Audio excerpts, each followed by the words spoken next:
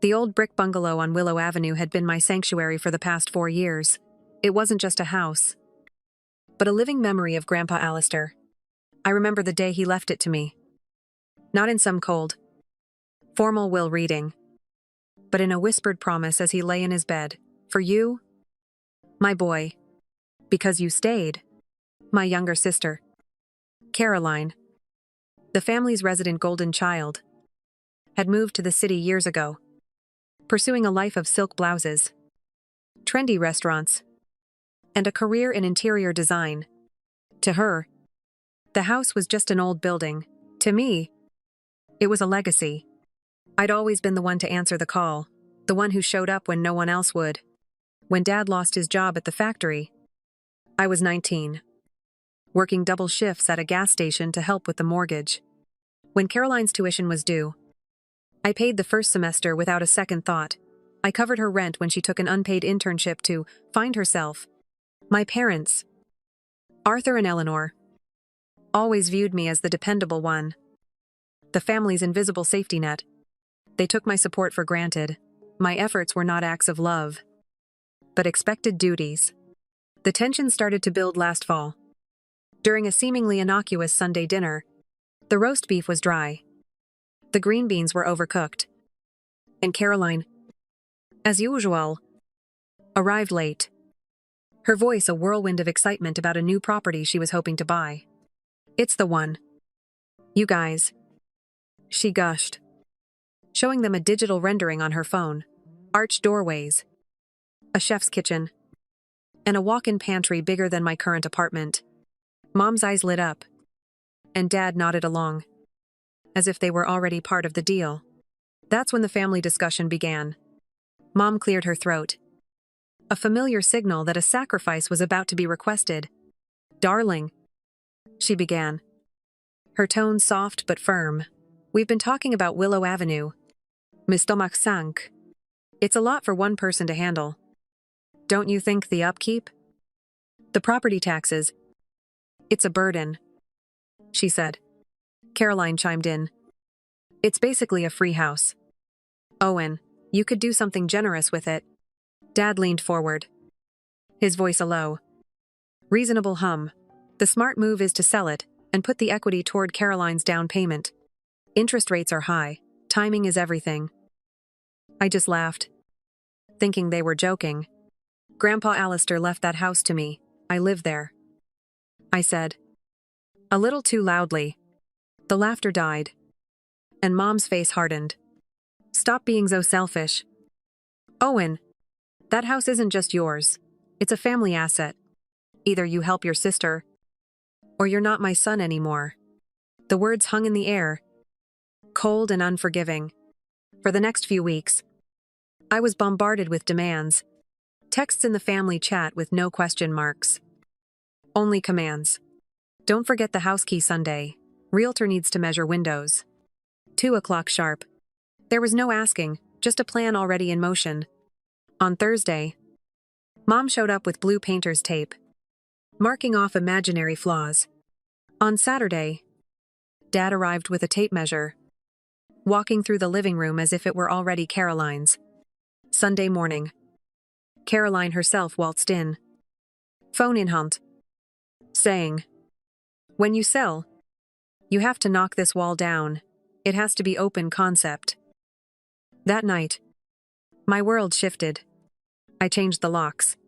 When Mom showed up the next morning, her tears were a mix of rage and disbelief. How could you be so cruel? Houses are just boxes, she sobbed. But Willow Avenue wasn't a box to me. It was the last place my grandfather had remembered my name. It held the echoes of our shared moments. The scent of motor oil in the garage. The worn workbench, where he taught me to mend things. I knew I needed a strategy. A way out of this emotional hostage situation. And I knew exactly who to call. Part 2. I knew I needed a lifeline. Someone outside of this twisted family dynamic. My thoughts immediately went to Aunt Nora, Grandpa Alistair's estranged younger sister. She and Mom hadn't spoken in years. Ever since a massive argument over my grandparents' inheritance, Mom had accused Nora of trying to manipulate Grandpa, while Nora had simply said, Elaine. You just hate the word no. It was a conflict I'd watched from the sidelines. And now, it felt like the only way forward. We met at a small diner off the highway. The kind with sticky tables and bottomless coffee. Nora slid into the booth. Her hair, a rebellious shock of white. Her eyes as sharp as ever. She listened patiently as I recounted the family's demands. The emotional blackmail. And the audacious assumption that my home was theirs to sell. I showed her the texts. The marked-up photos of my living room. The way they'd already started treating my house like a construction project. When I finished, she didn't mince words. Your mother hates the word no. Arthur avoids conflict. And Caroline, she thinks every wish is a need. They see you as a resource. Not a person, she said, her voice low and steady. So, what do you want?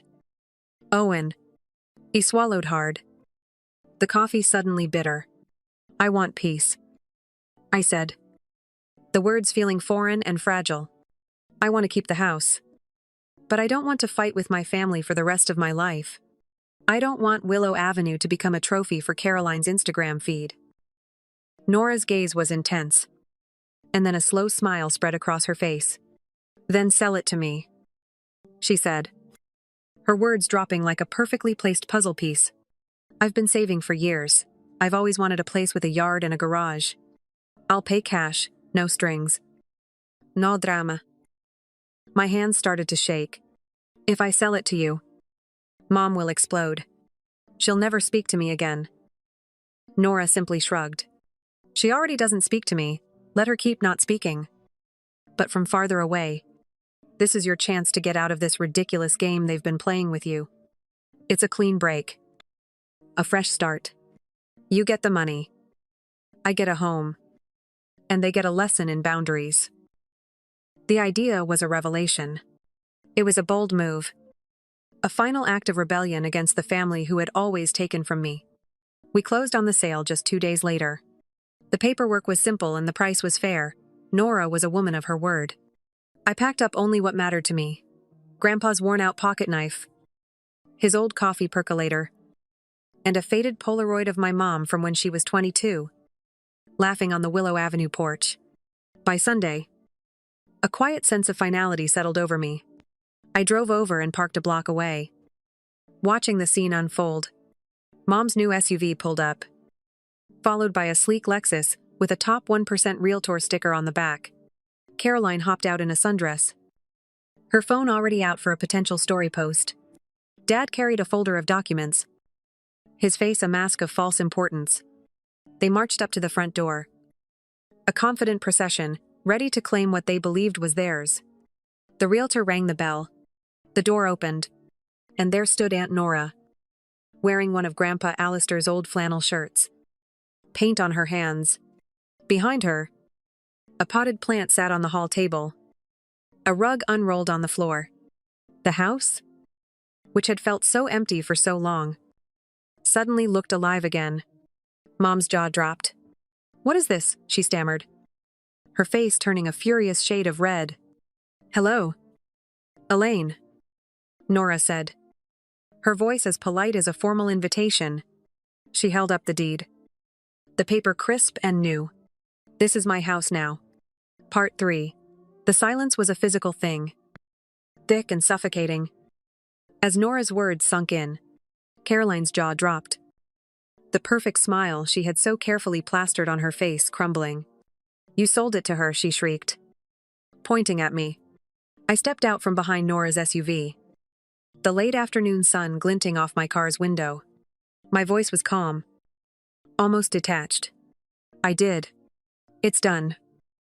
Mom's face was a study in betrayal. She pointed a trembling finger at me. The lipstick, a stark red slash against her pale skin. "You betrayed us," she accused, her voice shaking. "You turned your back on family." I reached into my pocket, pulling out the faded Polaroid of her. I looked at the laughing young woman in the photo, and then back at the furious one standing before me. A lifetime of resentment seemed to bridge the gap. "No, I didn't," I said, my voice steady. I ended the manipulation. Grandpa left this house to me because I stayed. I decided it ends here. Dad. Ever. The mediator turned enabler. Tried to salvage the situation. After everything we've done for you. This feels unfair. Owen. Unfair, I scoffed. Is it unfair when I paid for your car repairs? When I covered Caroline's student loans? When I canceled my own trips because you needed me again? This isn't unfair. Dad, it's a consequence. Caroline. Sensing the tide turning. Let out a disparity. Childish wail. I needed that house. Nora crossed her arms. A small smile playing on her lips. You don't need what was never yours. Dear. With that, she simply closed the door. The sound is soft. Final click. The porch light, which had been off, blinked on behind her, illuminating the shocked, frozen tableau on the lawn. The fallout was instant and brutal. Over the next 48 hours, my phone became a relentless noise machine of missed calls, 37 in total. My parents' friends, my cousins, even distant relatives I hadn't spoken to in years, were reaching out. Mom took to Facebook, posting passive-aggressive updates about children who value money over blood and ungrateful sons who abandon their own. Caroline, in a moment of utter disbelief, sent me a Venmo request for $105,000, with a note that read, House Fund. I declined it without a second thought. There was no anger. Just a clean, quiet finality. I was no longer their automatic teller machine. I was just me. And for the first time in my life, that felt like peace. A week later, I received a group text. Family meeting. Everyone at the house tonight. I almost ignored it. But something in me snapped. I wanted to see their faces.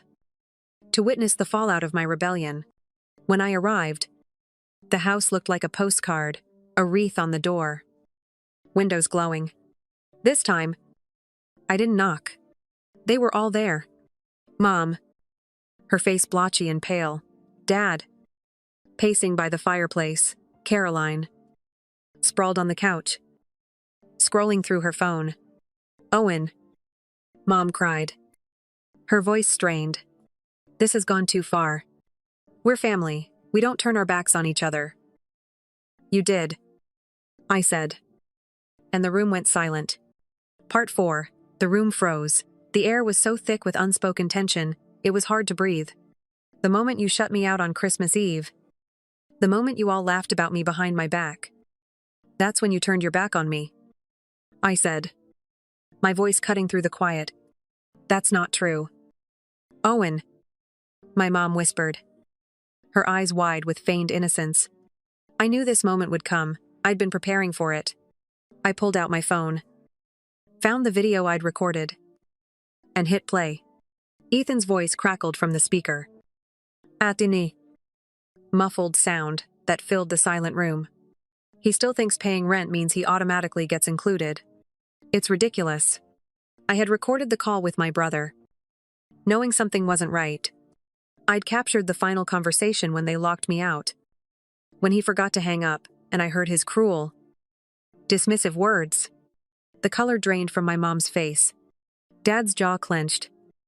And Caroline, who'd been so sure of her power, jumped up, stammering. I didn't mean it like that. You know I didn't. You meant exactly what you all think. I cut in, my voice low and steady. I was never a son. I was never a brother. I was a wallet. And I'm done. My dad. The quiet one. The one who always avoided conflict. Finally boomed. You think you're better than us because you have money. Is that it? No, I said. A cold clarity settling over me. I don't think I'm better. I think I deserve respect. But I'll settle for peace. My mom's voice broke. We love you. Owen, you can't just walk away. I looked at her. At Dad's clenched fists. At Caroline's twisted scowl. and for the first time in my life, I felt nothing. "You don't love me," I said, the words feeling like a final release. "You love what I can do for you." Me, I was just convenient.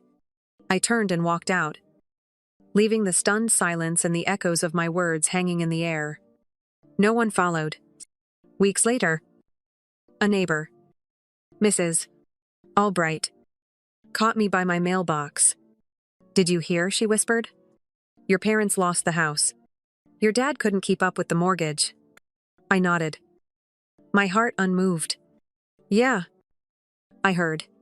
I had heard through the grapevine that my dad was now working as a grocery clerk, a humbling fall from grace. I didn't wish them ill, but I didn't wish them well either. I was just neutral. The final straw, the one that proved my decision was right, came in a text from my mom. "We lost everything." It read, "Caroline won't even speak to me. Please. Owen. We were wrong. Come home." I stared at the words. My thumb hovered over the screen for a long moment. Then, with a quiet certainty, he tapped delete. There was no anger, no guilt, just a clean, quiet freedom. The text, the pleas, the promises, they all felt like a foreign language. For the first time in my life, I wasn't drowning. I wasn't their automatic teller machine. I wasn't their sponsor. I was just me. And that felt like peace. Part 5. My parents told me to sit at the corner table during my dad's birthday, after I flew 9 hours and paid for their hotel. My sister smirked. "No one actually likes you, they just feel bad." My mom nodded. "You're not even supposed to be here." Last spring, I flew from Vancouver to Toronto. A 9-hour flight, with a 2-hour layover. For my dad's 65th birthday. The round-trip ticket cost me over $1,000. I also covered the hotel bill, 3 rooms at a downtown hotel, for over $1,500. My sister, Clara, had promised she would handle the restaurant booking. When I landed, no one met me at the airport.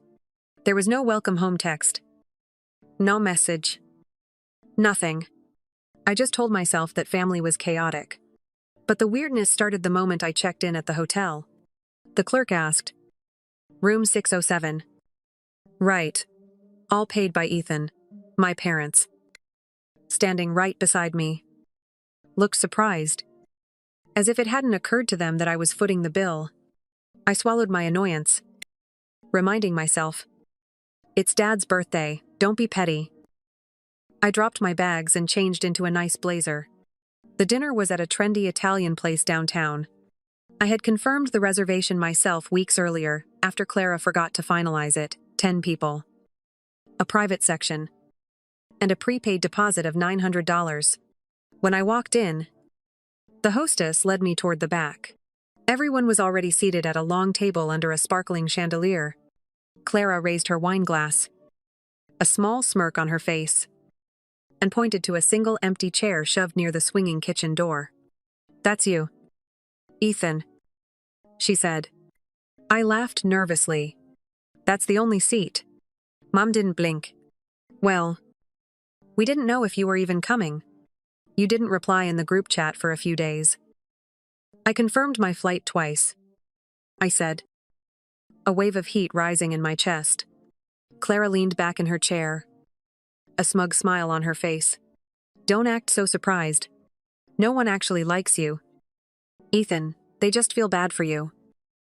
The room went silent. Forks froze in midair.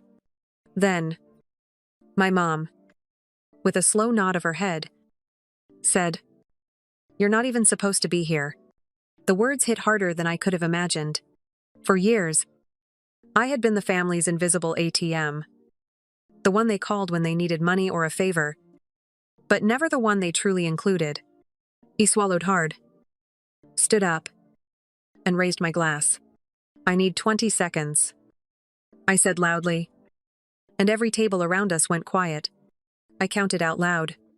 5 seconds. My cousin, Liam, slowly lowered his phone.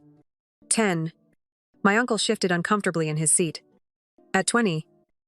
My mom's hand froze on her wine glass. She whispered, "It's true." I told them everything. About how, at 19, when Dad lost his factory job, I picked up double shifts at the gas station to wire $600 home every week. How, when Clara's tuition at Western University was overdue, I paid the $4,200 for her first semester. I told them about the car repairs, the emergency dentist bills, and the endless stream of money I had sent to keep them afloat. I had the receipts. Literally, screenshots, transfers, and credit card statements all saved in a folder on my phone. "What are you doing?" "Keeping score, my uncle." Rob scoffed. "Note it first." I shot back. But gratitude expired a long time ago. I set down a folded printout from my blazer pocket, 30 pages stapled together. A digital graveyard of my generosity. I flipped to a random page. July 2021, $3,000 for Clara's birthday trip to Bali. Promised to split it. Never saw a dime.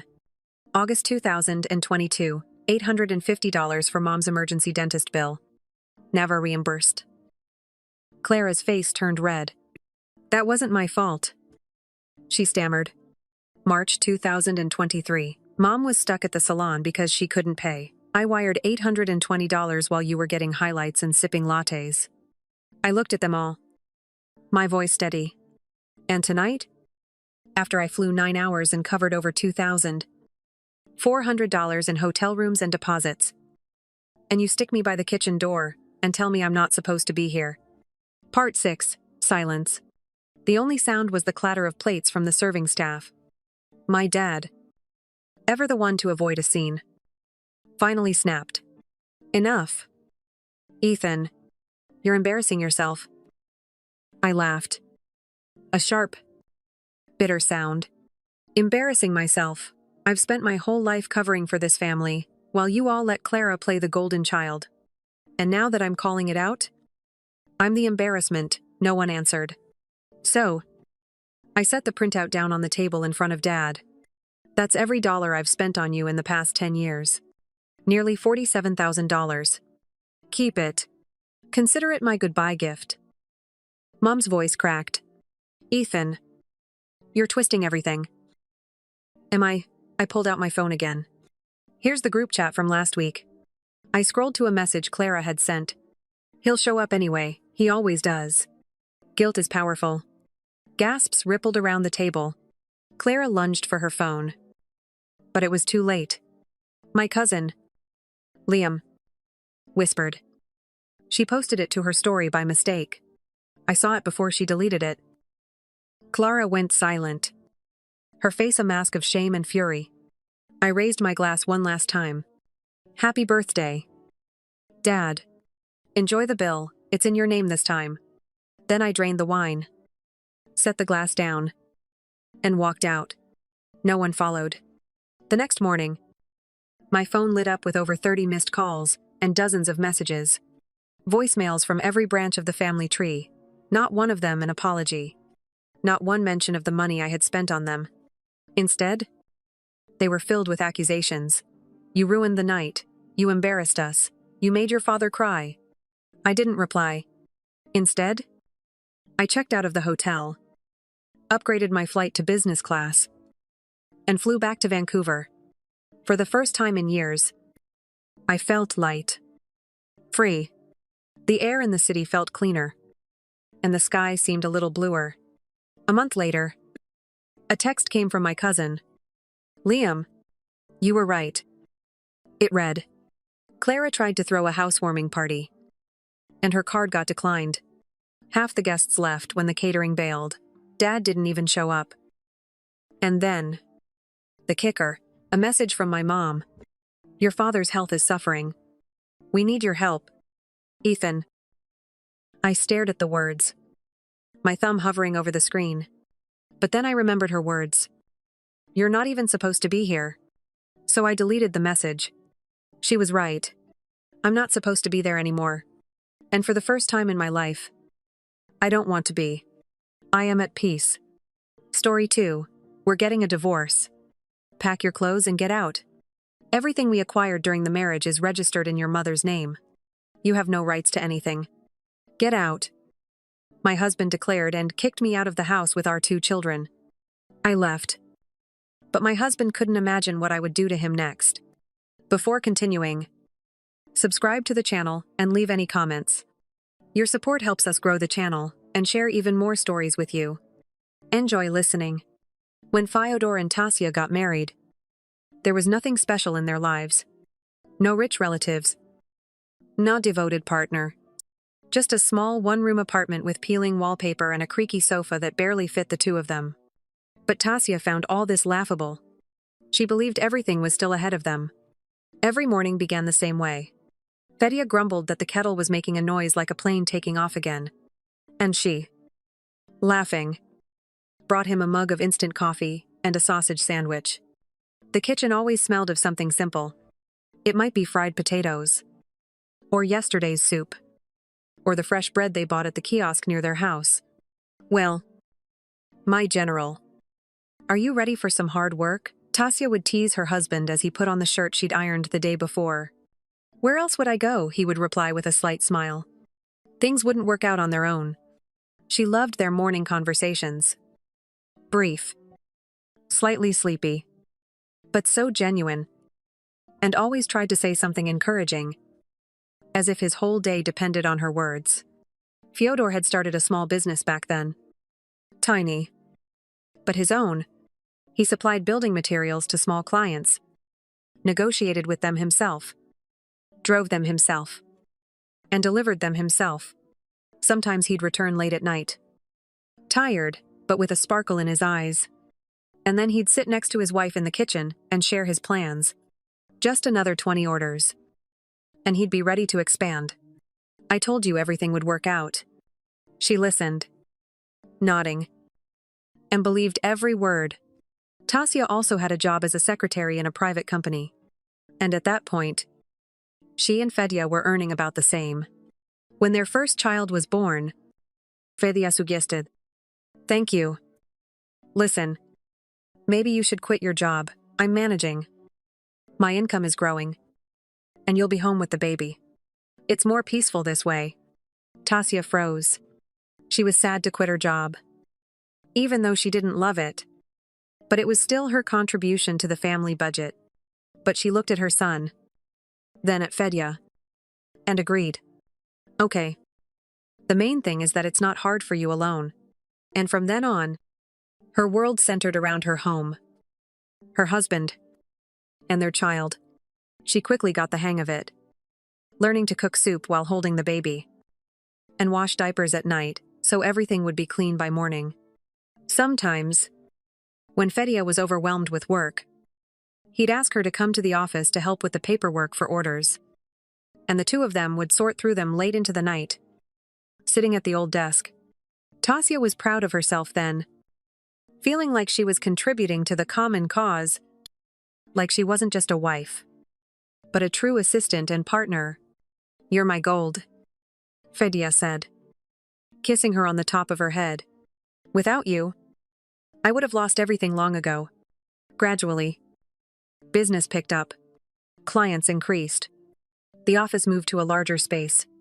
Fedor hired assistants. And for the first time, they stopped living paycheck to paycheck. The birth of their second child cemented Zatasia's role as the keeper of the home. She no longer interfered with the company's affairs. She had neither the strength nor the time.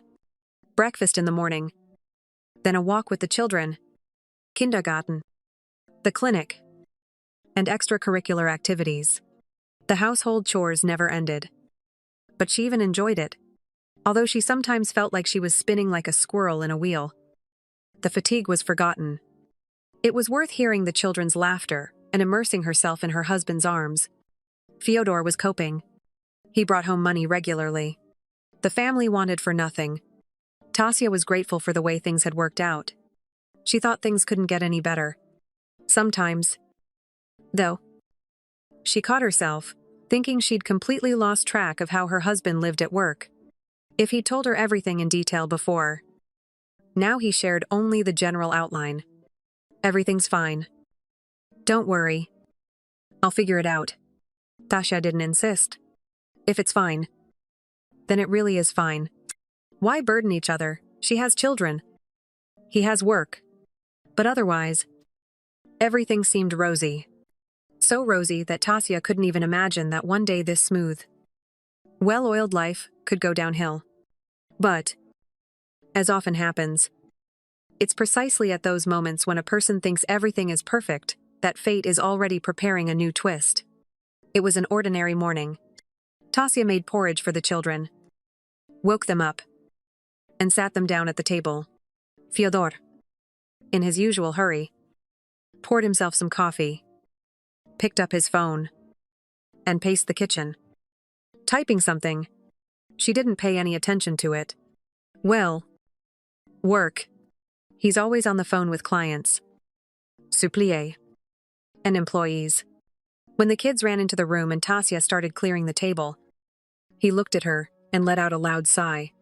Tasya, we need to talk. Her heart sank. Usually, such words didn't bode well. What happened? She asked cautiously, brushing crumbs off the table. Fedia answered evenly, even coldly, as if he'd been preparing for it in advance. Tasya, I've decided we're getting a divorce. Tasya's spoon fell from her hands. What, she asked, hoping she'd misheard. We're getting a divorce, he repeated firmly. You and I are different people. When you understand, I need a different status. As a different level. Something inside Tasya seemed to snap. She sat down on the chair because her legs wouldn't support her. Fedia, are you crazy? What's your status? We have a family. 2 kids. But he just shrugged. I'm a different person now. Tasya.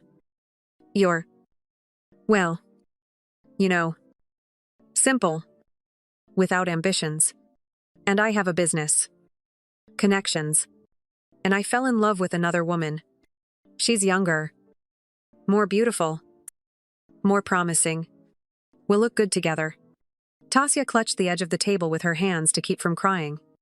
And what do you want now? She asked hoarsely. I want you to pack your things and leave. You can take the children. But this house will stay with me. Then she seemed to come to her senses. The blood rushed to her cheeks. And her voice became firmer. No. Fedia. This won't happen. I'm not going anywhere. Everything we have was acquired during our marriage. So we'll split it equally. He laughed loudly. It was an unpleasant, almost mocking laugh. Tasya. You're so naive. She remained silent, not understanding. All the property. He continued calmly, even proudly. It's registered to my mother. The business. 2. The only one registered to me is that one-room apartment on the outskirts where we used to live. I can give it to you. I won't be sorry. But you have no rights to this house. So, pack your things and leave on good terms. Tasya felt the ground fall from under her feet. All this time, all these years, she believed they were building a future together. She poured her heart, her energy, her time, and now it turns out she has nothing. Everything she worked so hard for belongs to her mother-in-law. So you planned it all in advance, she whispered. Of course, he replied calmly. That's how it's done in business. You have to be on the safe side. At that moment, Tasya realized the man she loved and trusted was no longer her husband. A stranger, a calculating man, sat before her. How can this be, she thought. I trusted him completely. I gave myself entirely to my family. And that's what she got. That same day, having packed a minimum of things and taking the children, she went to the place she least wanted to go, to her mother-in-law's. She and Kira Ivanovna had never had much warmth. Always stern. Always dissatisfied. She never considered Tasha worthy of her son. And so this time, Kira Ivanovna greeted them with a cold shoulder. At the threshold, she didn't even move to help with the bags, merely stepping aside to let them pass. Well, come in. she said, as if fulfilling an unpleasant duty. What do you want? Her gaze was icy. The children immediately darted into the room. And Tasia remained in the hallway, holding the bag. We have nowhere to go, she said quietly. Fyodor kicked us out and said everything was registered in your name. His mother-in-law narrowed her eyes. Her lips pressed into a thin line. What did you expect? She muttered through clenched teeth. You cheated on your husband. Had children. And that's how you protected yourself. What? Tasia was taken aback. What cheating? How could you even say that? His mother-in-law snorted and lifted her chin. My son told me everything. I believe him. But not you. Tasia turned pale. So that's it. So all this time her mother-in-law had been treating her like a liar. Do you want proof? Her voice rang with resentment. Let's do a DNA test so you can be sure. We'll do it. Kira Ivanovna nodded coldly. And then you won't even get child support. The tests were done quickly. And when the results came back, there was no doubt. Both children are Fyodor's. Kira Ivanovna held the paper in her hands. Then her expression stony. Well, Tasia couldn't take it anymore.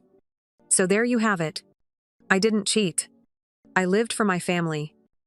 For him, she snapped. And, as if a dam had burst, she began speaking hurriedly and haltingly. I didn't sleep at night. Raising the children. Cooking. Washing. Cleaning. Ironing. And then I went to your son's office to help him. I worked as hard as he did. We built everything together. Everything. She clenched her fists. And now I'm left holding the bag, because he suddenly decided I wasn't up to par. Kira Ivanovna listened without interrupting, only occasionally wincing, as if in pain. That evening, she called her son and demanded an explanation. At first, Fedia brushed her off. Mom, why are you getting involved in this? I'm a grown woman. So he decided. So that's it. But Kira Ivanovna didn't back down. And finally, he confessed. I always knew that as soon as I got back on my feet and achieved success, I'd change my wife for a more worthy one. You yourself should understand that a successful man needs a wife to match. Tasia is not a cut from the same cloth. He spoke easily, almost with pride. And this struck Kira Ivanovna most of all. She suddenly realized that all these years, he had been lying to her, turning her against his wife, telling her nasty things to keep them from getting closer, while he himself had proven himself shallow, pettu, and insignificant. But she didn't say it out loud. She sat silently, listening to her son confidently discuss his new life, his status, and his prospects. Very soon, Kira Ivanovna did something no one expected of her. She sold off her property, everything, her business, her real estate, even her car, and she divided the money in half. She kept some for herself and gave the rest to Tasia. This is yours, she said, handing over an envelope with documents for a bank deposit. Everything was fair. Why did you do this? Tasia whispered, not believing her eyes. Because I'm not going to live the way I did before, Kira Ivanovna replied. As he did, so it was with him. I think we both deserve compensation. I lived my whole life for him. I thought I raised a decent man. But he lied to me, dictated his rules, and didn't even let me become a normal grandmother. He convinced me that the children weren't his. I can imagine what it was like for you to cope with the children without help. Forgive me. I'm sure you'll continue to cope. And I'll start my life from scratch. Indeed. Soon my mother-in-law moved to another city. She had a man there for a long time, with whom she corresponded and met secretly. But she couldn't bring herself to tie the knot with him. Her son was against it. And now his opinion didn't matter to her. Tasia, having received the money, also moved. She wanted a fresh start, far away from the pain and deception. There, in the new city, she bought a cozy apartment and enrolled the children in school and kindergarten. Gradually, life returned to normal. Fyodor, however, remained in the same one-room apartment registered in his name. It was old, cramped, with a peeling kitchen and a rusty bathroom. That was all he had left. And now he had to pay child support. His young companion quickly lost interest in him. Realizing he had nothing left, she packed her things and disappeared as quickly as she had appeared. And then he began trying to get Tasya back. Calling, writing, begging Tasya. Let's try again. The kids need a father. No. Fedia. You've made your choice. Live with him, she said calmly and hung up. Life had put everything in its place. Tasya, having endured betrayal and pain, had found strength and self-confidence. Kira Ivanovna had also found happiness. And Fedor was left alone. His dream of status shattered and empty-handed. Story 3. My mother has always shown favoritism toward my older brother Marvin over me. I can't quite pinpoint what it is about Marvin that makes him her favorite, but she has adored him since our childhood, and she has never hidden that. Fact from me, when I was born just a year after Marvin, my parents decided to give me to my grandparents to be raised by them for 8 years.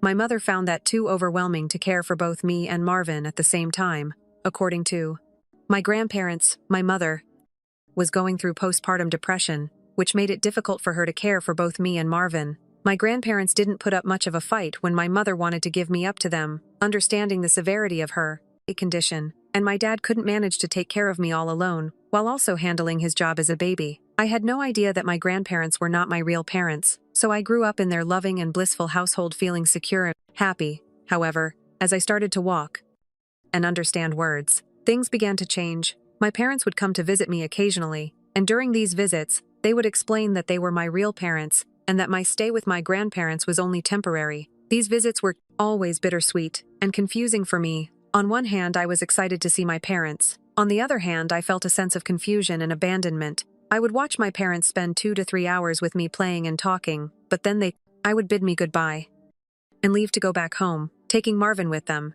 This pattern continued, and it became clear to me that Marvin was always their priority, while my grandparents provided me with all the love and care they could. The brief visits from my parents left me feeling like I was unwanted.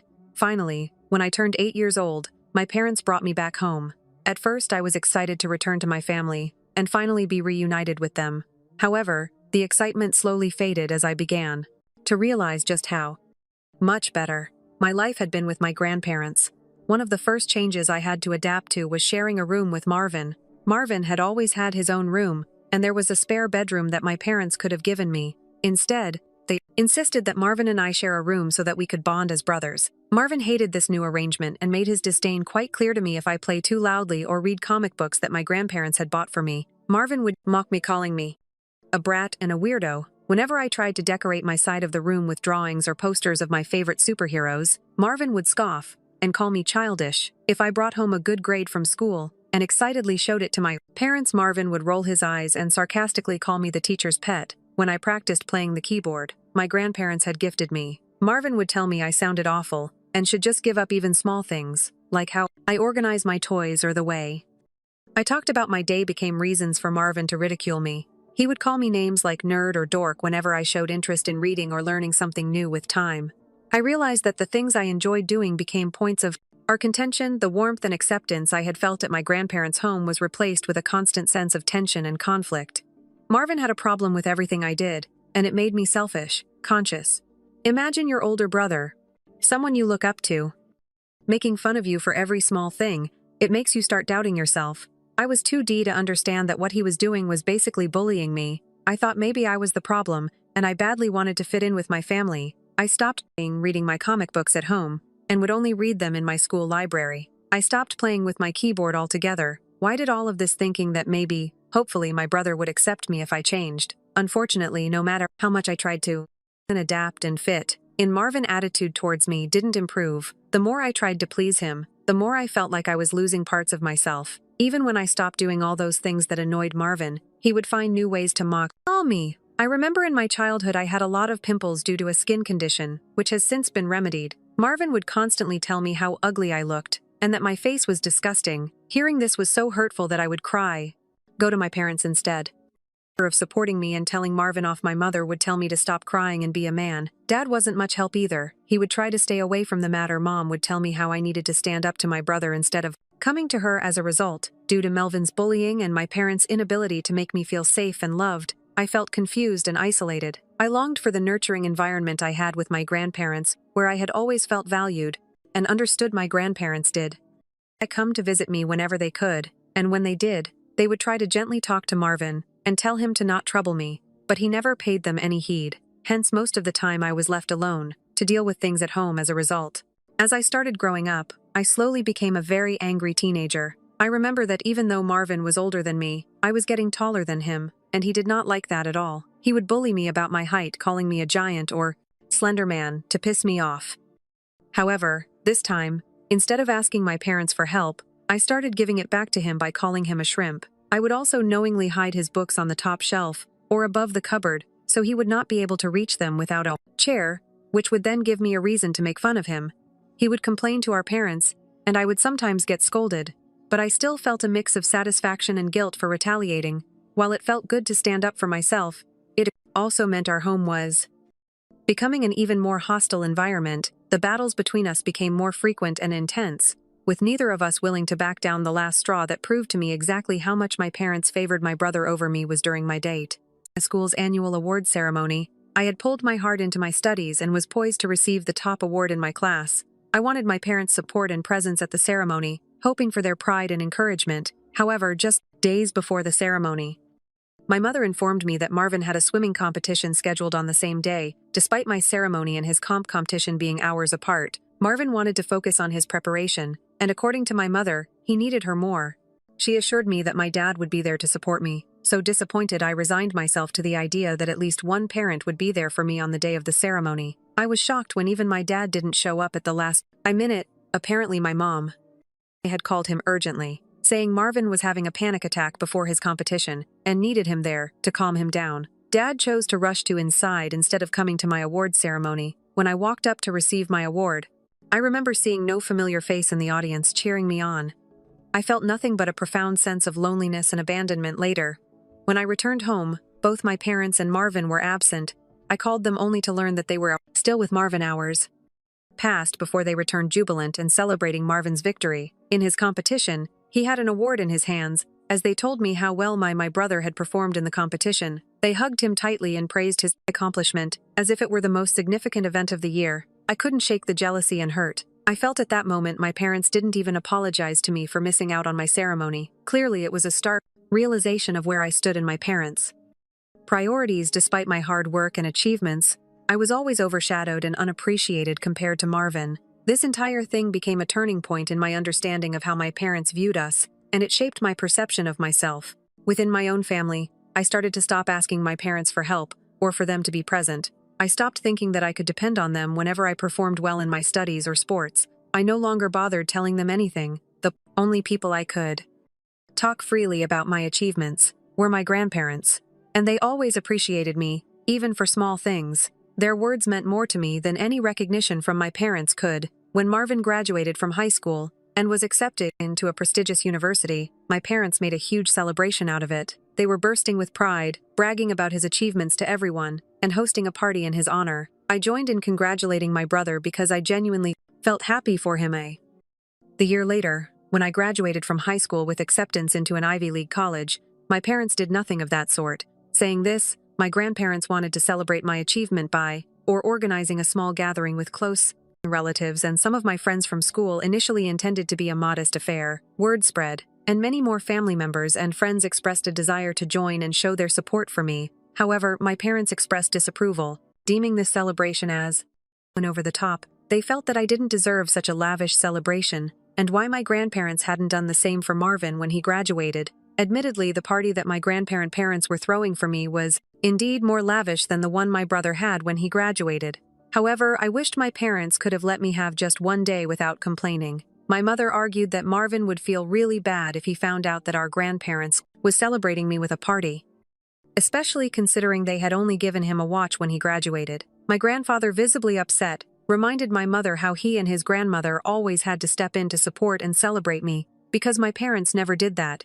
pointed out how my parents had enthusiastically celebrated Marvin's achievements, but seemed indifferent to mine. My grandmother echoed his sentiments, questioning why there was a double standard in celebrating their children's successes.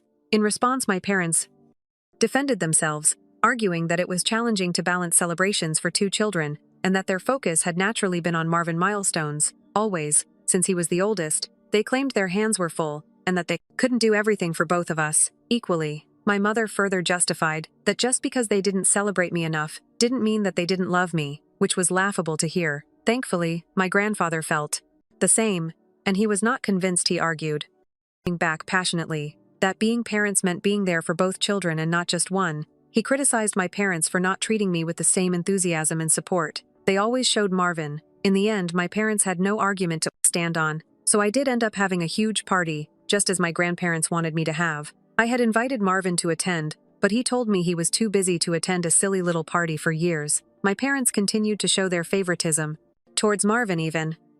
When we were in college, it's also particularly evident in how they treat us and our significant others. While Marvin and his girlfriend were always warmly welcome to our family gatherings, I felt increasingly excluded, especially after I started dating my girlfriend Claudia.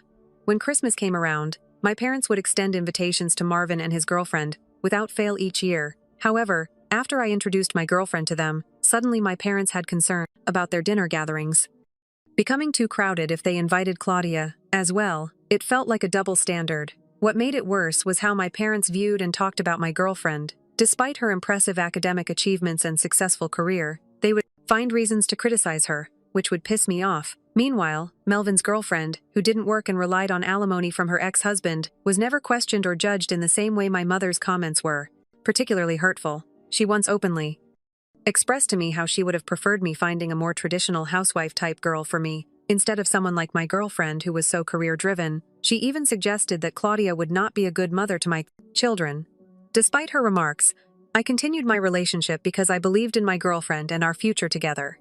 I even stopped attending family dinners and annual Christmas events to avoid giving my parents any reason to criticize my girlfriend. I don't believe my absence had much of an impact on them. Now coming on to the main story of why I am on Reddit today. 6 months ago, I proposed to Claudia, and she said yes. I had no doubts in my mind that she was the one for me. This woman has given me so much love and support over the years. I can't even imagine my life without her. When I informed my parents about the engagement out of courtesy, wanting them to hear the news from me, rather than from someone else, I was met with mixed reactions. My dad seemed genuinely happy for me, and congratulated me. While my mom remained silent later, my mother texted me to express her disappointment. She said she was disappointed that I had not listened to her, and had gone ahead with the proposal to Claudia. She claimed that as a woman, she knew other women better, and felt Claudia would not be a good fit for our family. I was taken aback, and told her to knock it off as I was tired of her constantly breaking down my relationship. I asked her if she had any legitimate reason for her dislike of Claudia, or if it was just unfounded prejudice. This is when my mom retorted, saying that Claudia constant talked back to her, unlike my brother's girlfriend. This statement left me speechless. It was true that Claudia isn't someone who lets other people walk all over her in the past. Whenever my mother had tried to subtly mock her education, her outfit, or her career choice, Claudia has never let it slide. This is one of the things I admire about Claudia. She stands up for herself. She's aware of our family's history, and unlike me, she doesn't hesitate to assert himself with my mother. However, Claudia has never been outright disrespectful. Her responses are typically cheeky and sarcastic, but clearly my mother has hated Claudia all this time. Because of this, it was clear to me then that my mother's issue with Claudia was not based on any real behavior or character flaw. This is one of the things I admire about Claudia. She stands up for herself. She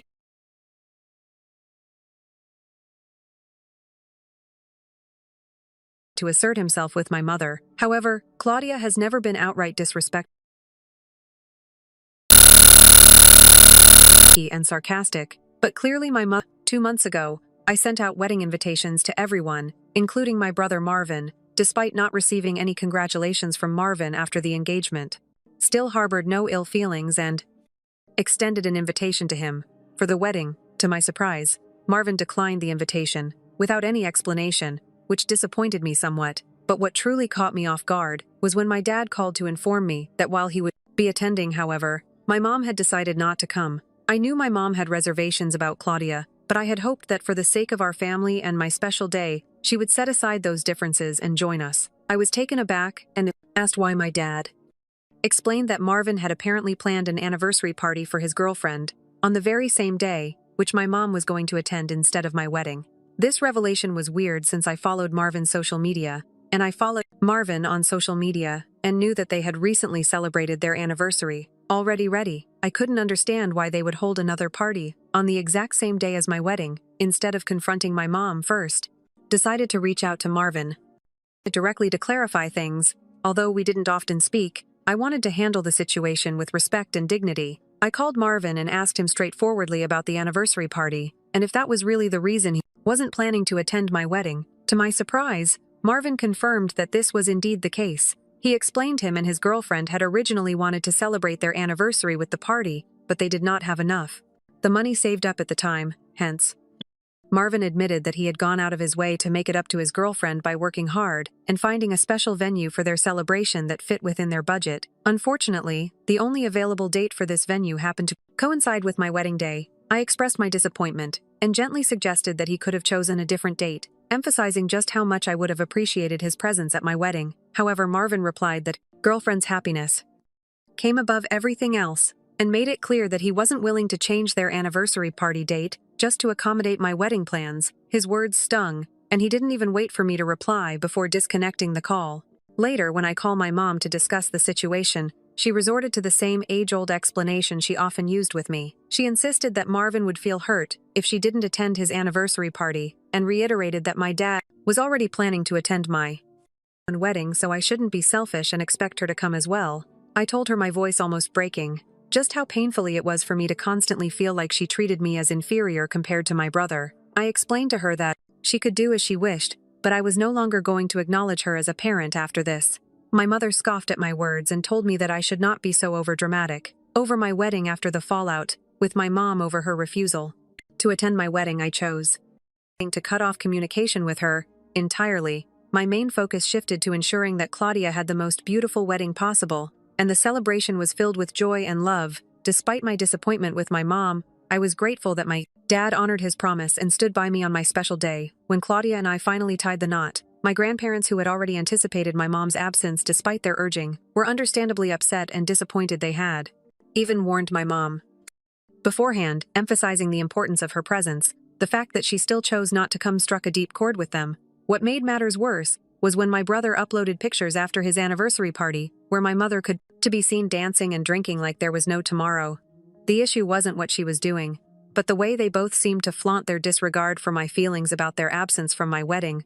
My mom never once called me, Claudia, to check up on us or congratulate us throughout the whole day. Post-wedding, my grandparents didn't hesitate to confront my mom about her absence from my wedding. They didn't hold back, expressing their disappointment in her behavior, and didn't mince words. While telling her plainly that they were fed up with how poorly she had treated me over the years, they told her that they had given her more than enough chances to be a good mother, but she clearly only liked Marvin. They went as far as to threaten her with consequences, including potentially removing her from getting any of their inheritance. When Mom tried to argue back with them, saying how much this party was important to, they informed her that they would make sure that I got every penny of their inheritance since I deserved it more than her now. This was a huge thing to be said by my grandparents, and completely unexpected. My mom, who had been struggling to justify her absence at my wedding, until then found herself in a tough spot after hearing this. After her confrontation with her parents, she called me pleading for forgiveness. Mom expressed disbelief at how missing my wedding had escalated into such a fiasco during our brief talk. She lamented how unfair it would be if I received my grandparents' inheritance instead of her. She urged me to persuade them not to proceed with any decisions related to their estate. Clearly, she was more concerned about inheriting money than fixing our strained relationship. Hence, didn't engage in much a conversation with her as I was on my honeymoon and wanted to preserve my mood. However, lately after I came back from my honeymoon, she'd been calling me almost every day, pleading for another chance to make things right between us. She suggested that me and Claudia should have another wedding, and this time we're just close family members if possible, so she can also attend. She's expressed regret over missing my wedding and insists that I should give her an extra family member's opportunity to remedy the situation. Her change of heart and persistent requests have put me in a tough spot. On one hand, I understand her desire to make amends, but on the other, It's hard to ignore the hurt caused by her absence and the deeper issues it represents. I don't want to plan another wedding just for her to attend. Also out of nowhere, Marvin sent me a text saying how I should not have involved our grandparents in our private matters, and that Mom is really afraid of losing her inheritance. He said for the sake of her I should stage another wedding just to restore the peace within our family.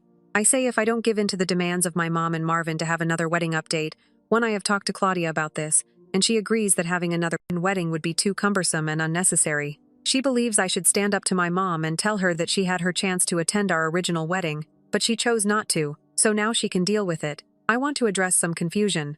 First of all, I don't hate my brother, even though my parents, especially my mom, have always favored him over me all the time. I've come to understand that he observed and learned from how my parents treated us clearly. My mom favored him, and he took advantage of that. While it would be easy to harbor resentment as an adult, I would prefer to work on our issues and move forward. However, it seems my brother is still immature and enjoys playing those same childish games. Secondly, my grandparents do intend to leave their inheritance just to me, not to my mom or Marvin. It's true, my grandparents and I share a much closer bond since they basically raised me, but also they know that my parents are going to take care of Marvin eventually, so they want to look out for me by leaving me with their inheritance. Lastly, my grandparents were not the only ones who are upset with my mother for not attending my wedding. Other family members also expressed their disappointment to my mother for not attending my wedding, but she seemed indifferent to their concerns.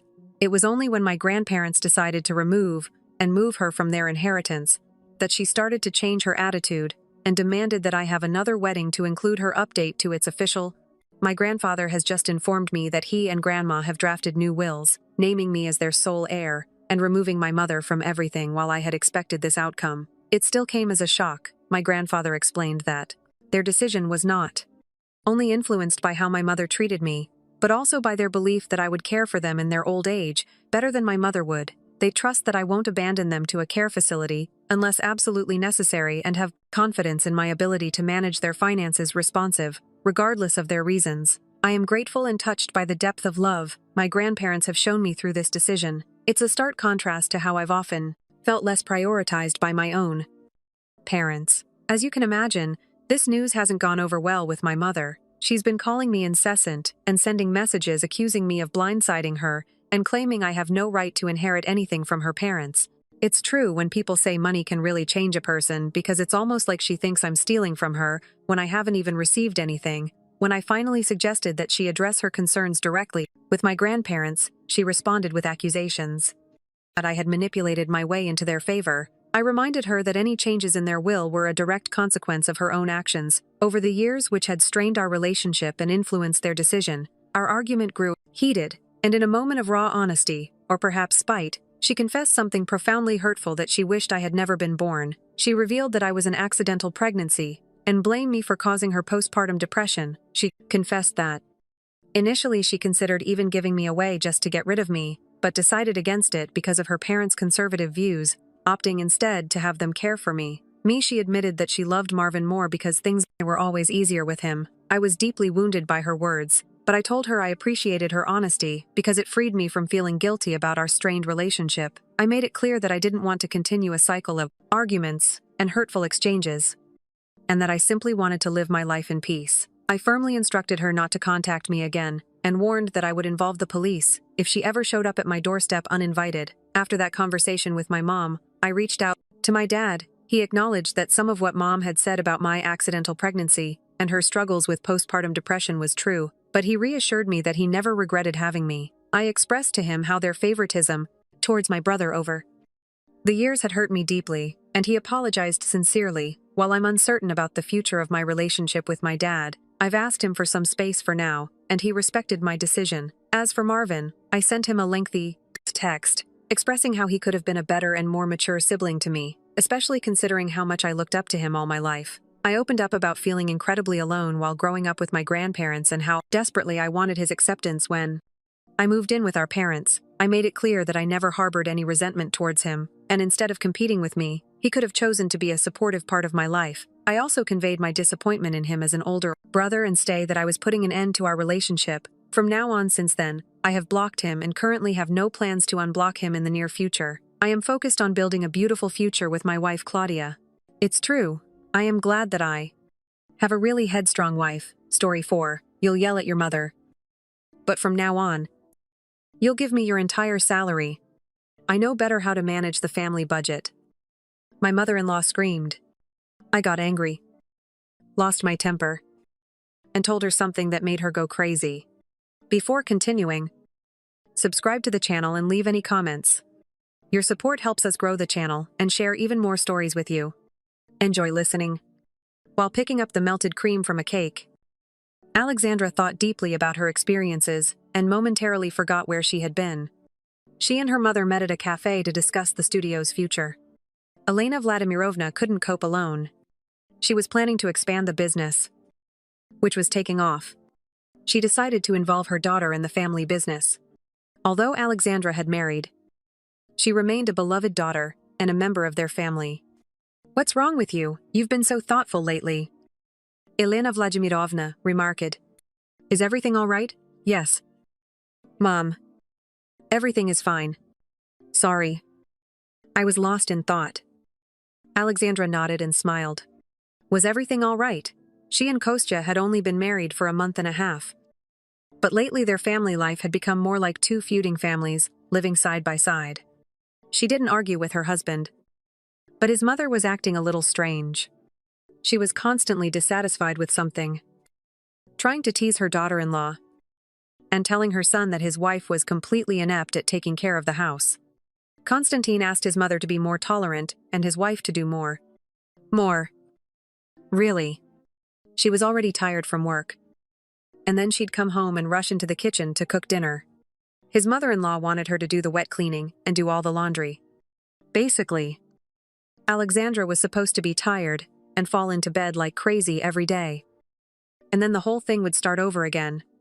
I'll do the laundry on the weekend. I haven't accumulated much yet. I need to do the laundry every day. Not make a mess of things. I never procrastinated. I managed to get everything done after work.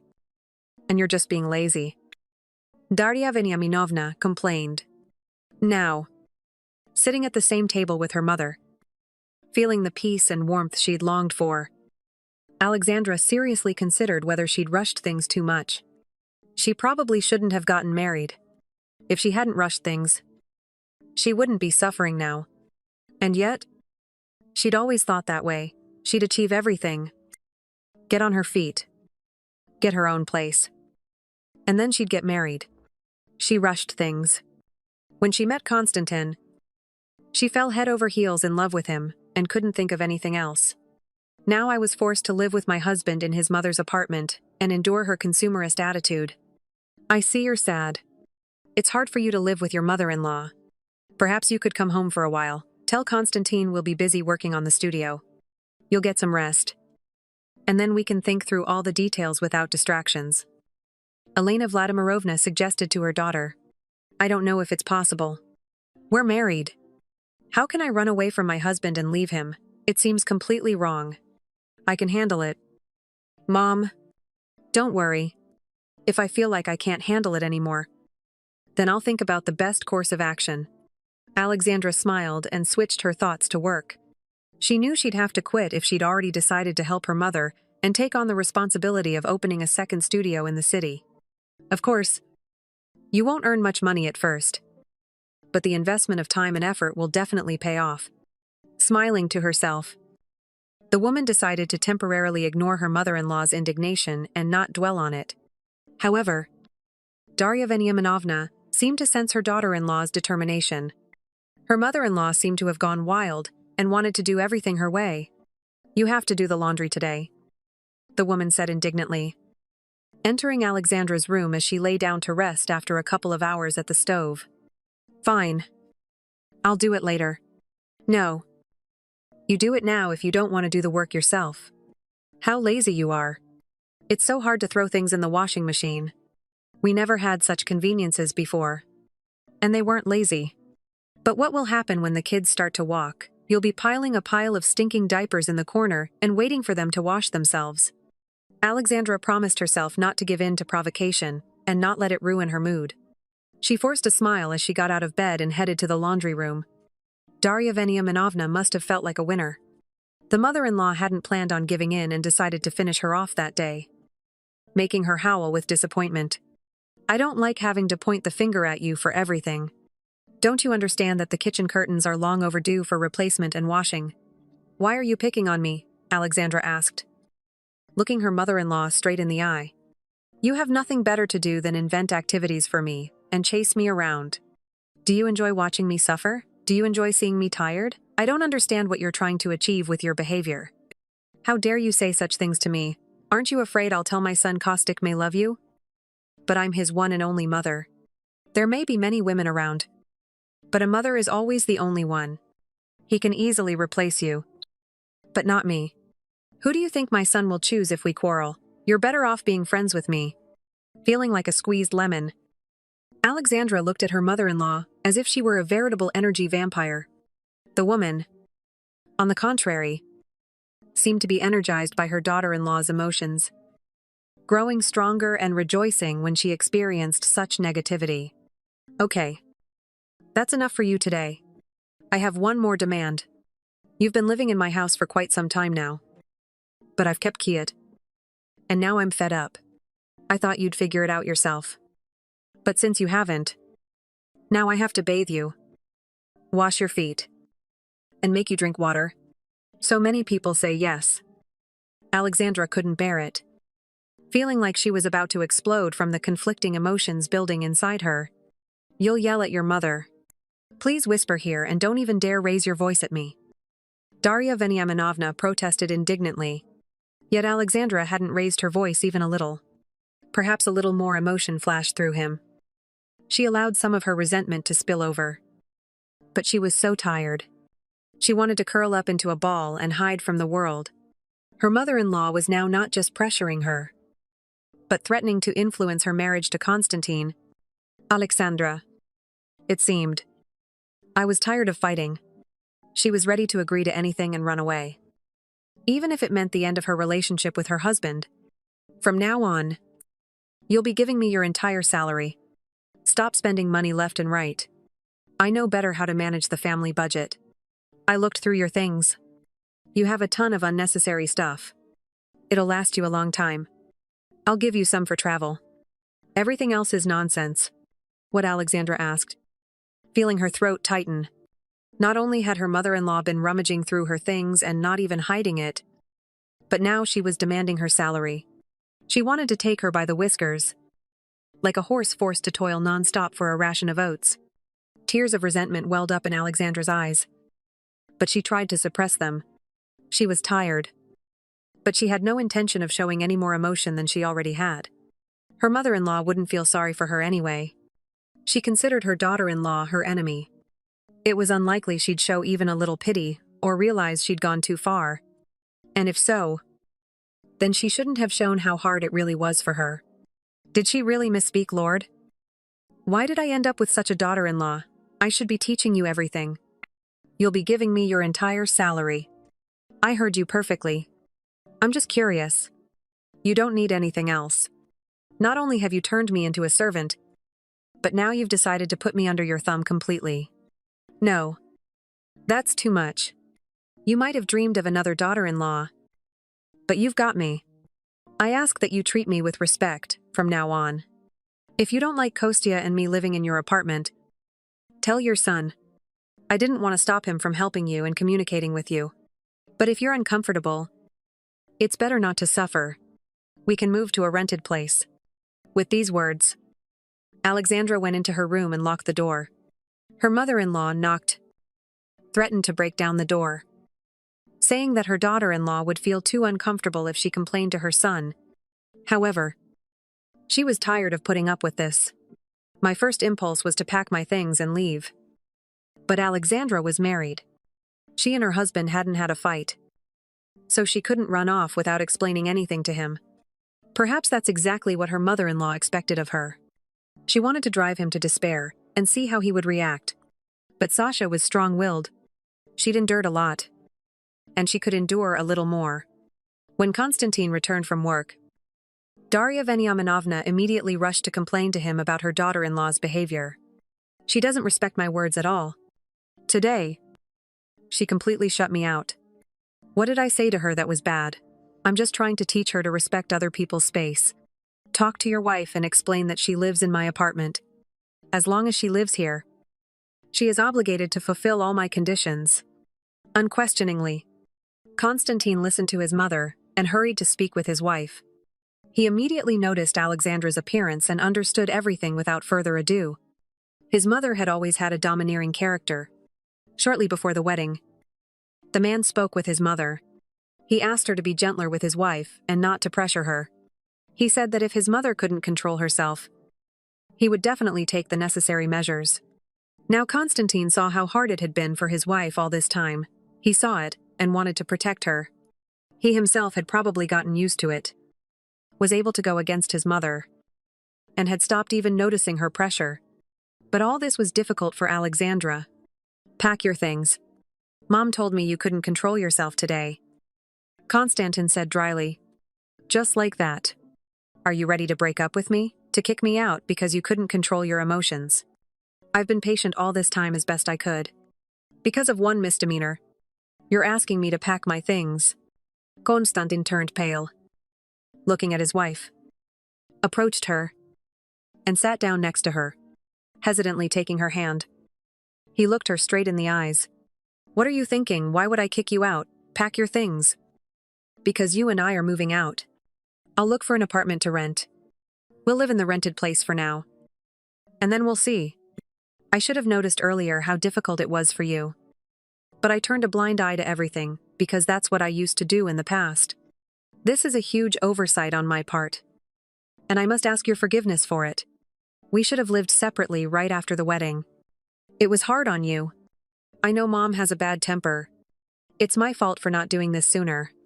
Constantine apologized. But Alexandra couldn't believe she was hearing those words. She was afraid her husband would side with his mother.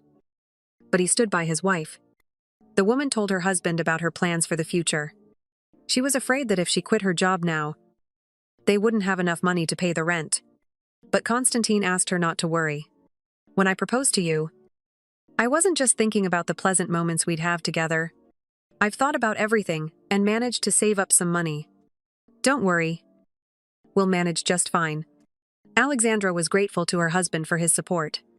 She was afraid that if she went against his mother, she'd ruin their relationship. But Constantine loved her and planned to fight for their happiness. Daria Veniaminovna was furious to learn that her son had decided to move out. The woman said he wouldn't have it easy, because without supervision, a wife would become completely lazy. But she was very wrong. Now the relationship between the spouses became even stronger. And without constant supervision, housework was easier. Alexandra hardly got tired. Her mother helped the couple with the rent, paying for several months in advance so that her daughter wouldn't have to worry about anything and could focus on work.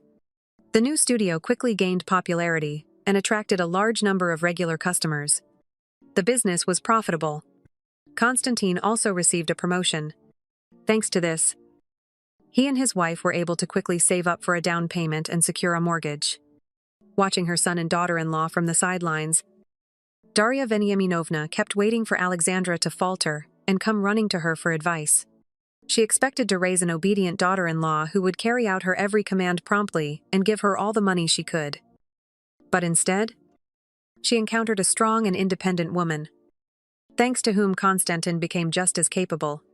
Daria Veniaminovna was furious, because all her plans had been ruined. But Kostya and Alexandra were enjoying life. Constantine didn't refuse to help his mother, communicate with her, and support her. But their interactions were reduced to a minimum. He knew perfectly well that if he gave his mother free rein, she would try to influence his family again. And he couldn't allow that. Story 5. I bought a house in secret. And then I caught my sister and her husband dragging their belongings straight into my bedroom. Should I make a scene? No way. I smiled sweetly, waited until they left, and changed the locks. It was just the beginning. Driving up to the house after a 3-day business trip to Chicago, I felt like a squeezed lemon. Fatigue washed over me in waves.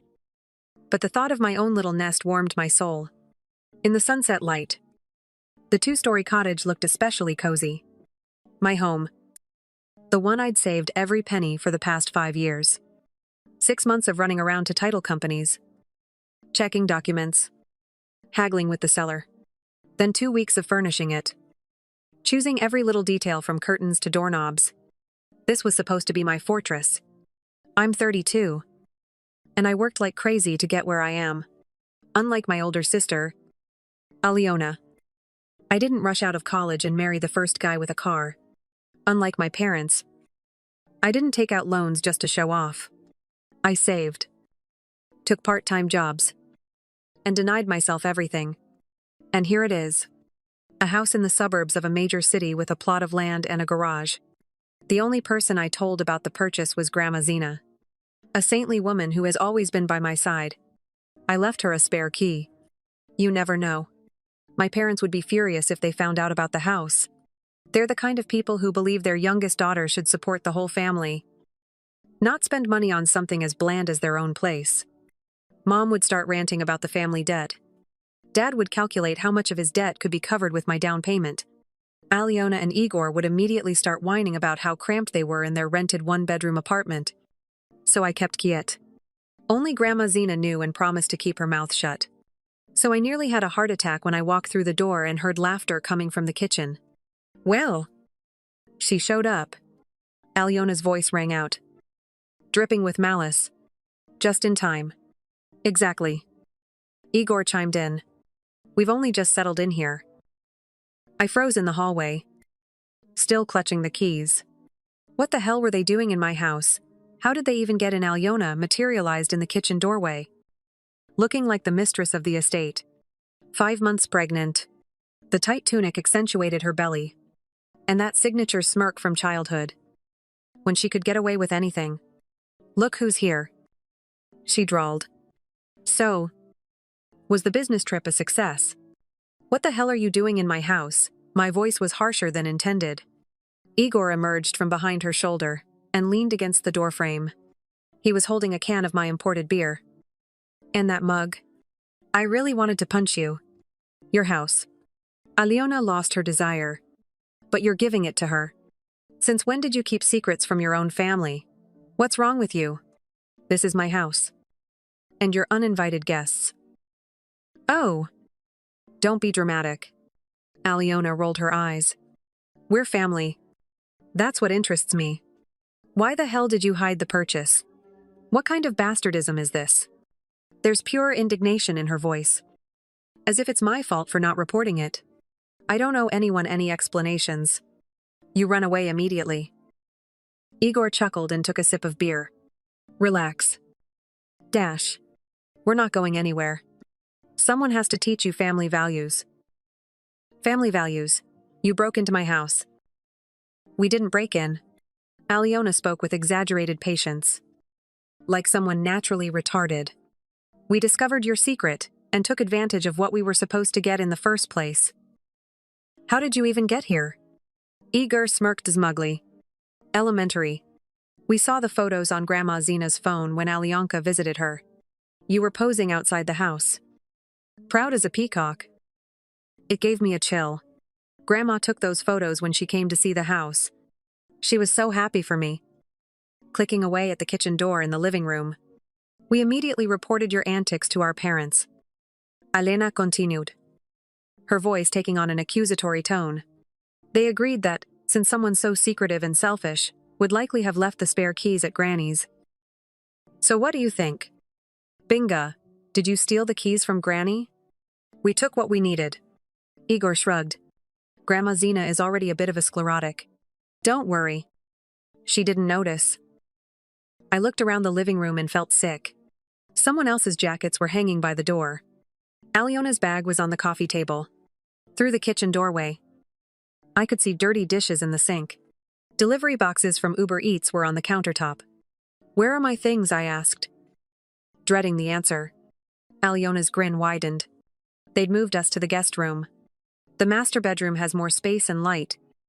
And we, with our bellies, I need it more. It makes sense. Right. She spoke as if explaining the obvious. Fury welled up from somewhere in her stomach. Hot and suffocating. Get out. Right now. Or I'll call the police. Aliona screamed as if she'd just heard the joke of the year. The police. Lovely. And what can you say that my pregnant sister came to visit? This isn't a guest house. This is my home. Without letting me finish, she snatched up her phone and hit speed dial. Mom. Alina's voice rang out in the silence. Yeah. Dasha's here. She's freaking out. Talk to her. My mother's voice on the other end of the line grew louder. I gloomily demanded to put her on speakerphone. Aliona grinned and pressed the button. Daria. Mom's voice filled the room. Stop being hysterical.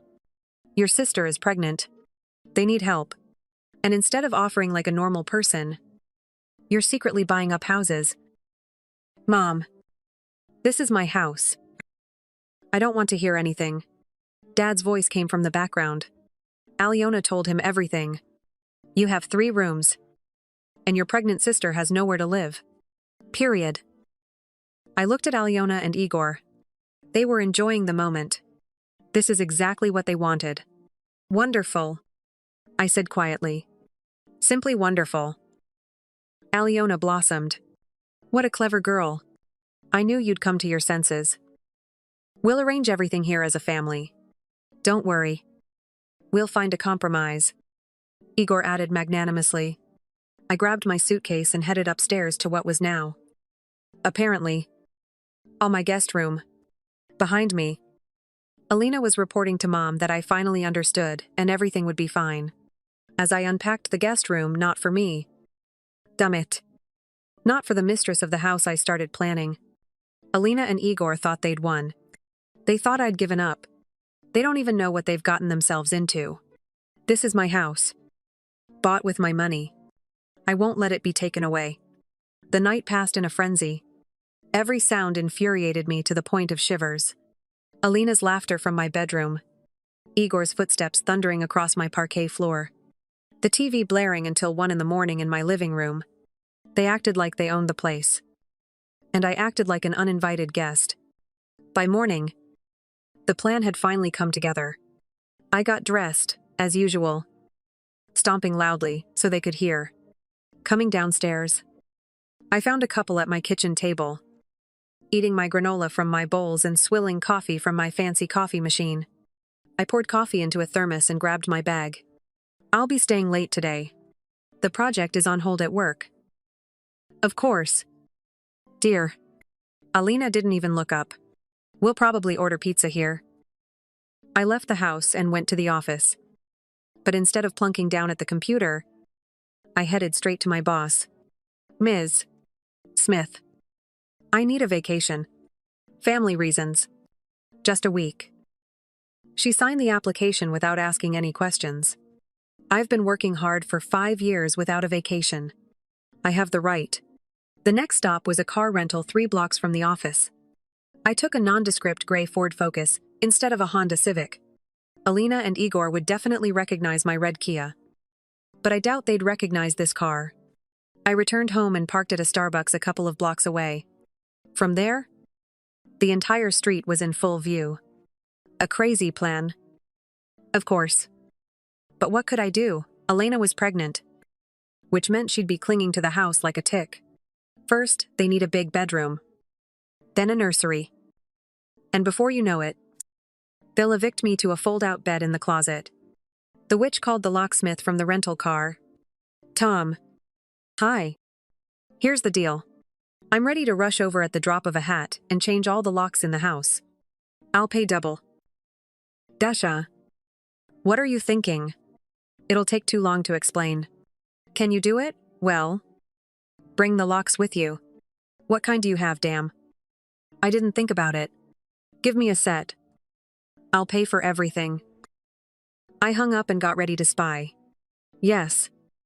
I really did buy binoculars at that same store. I'm completely nuts. I can see the house perfectly. Alyanka's Honda next to Igor's wrecked Ford pickup in my driveway. Like family. For 3 days. I was stuck in that parking lot every morning after they saw me leave for work. And for 3 days, they didn't come out once. Food deliveries from DoorDash. Groceries for couriers from Instacart. Even some boxes from U-Haul. Looks like they're moving things. Those bastards are really getting set up. I was starting to think I'd have to call the fire department. I even Googled the number, wondering if they'd get me into trouble for this. On the fourth day, a miracle happened. Alina and Igor came out of the house, stood on the porch. Looking around, Alina pointed at the street, checking to see if my car was there. Then they got into the Ford pickup and drove off. I didn't even wait for them to disappear around the corner. I dialed the video on the run. Come on. Come over. I'm on my way right now. Tom arrived 15 minutes later, with a suitcase of tools and a box of new locks. A golden man. We went to the same high school. He always helped out. What kind of detective is this? He asked, opening the front door. My sister and her husband had moved in without asking. They thought they owned the place now. The key worked like a charm. The front door, the back door, the garage door. New locks, new handles, everything new. 2 hours later, the stolen keys were worthless scrap metal. After he left, I walked through the house, gathering up Aliona and Igor's junk. Clothes, makeup, that stupid pregnancy pillow, Igor's tools, all in a pile. I stuffed them into their suitcases and dragged them out to the garage. And then I did something a little nasty. I left the garage key right by the door. Let them find it. I dragged my things back into the master bedroom, remade the bed, and put everything back in its place. For the first time in 4 days, I breathed freely in my own home. Around 5 p.m., 2 hours before my usual return, I heard the roar of a Ford pickup in the driveway. I watched from my bedroom window. Aliona, with a bag of Chinese takeout, was apparently planning another evening at my restaurant. Igor stuck the key in the lock and turned it. Silence. He tried again, tugging at the handle. No use. What the hell, I heard. Aliona pushed him away and tried her key. Same result. They went around the house, checked the back door, came back and started pounding on the front door.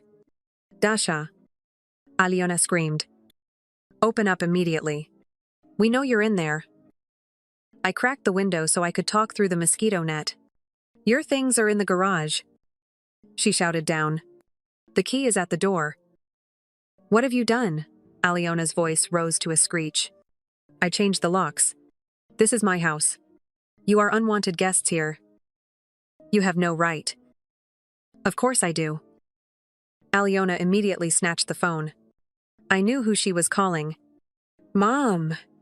Her voice carried down the entire street. Dasha changed the locks.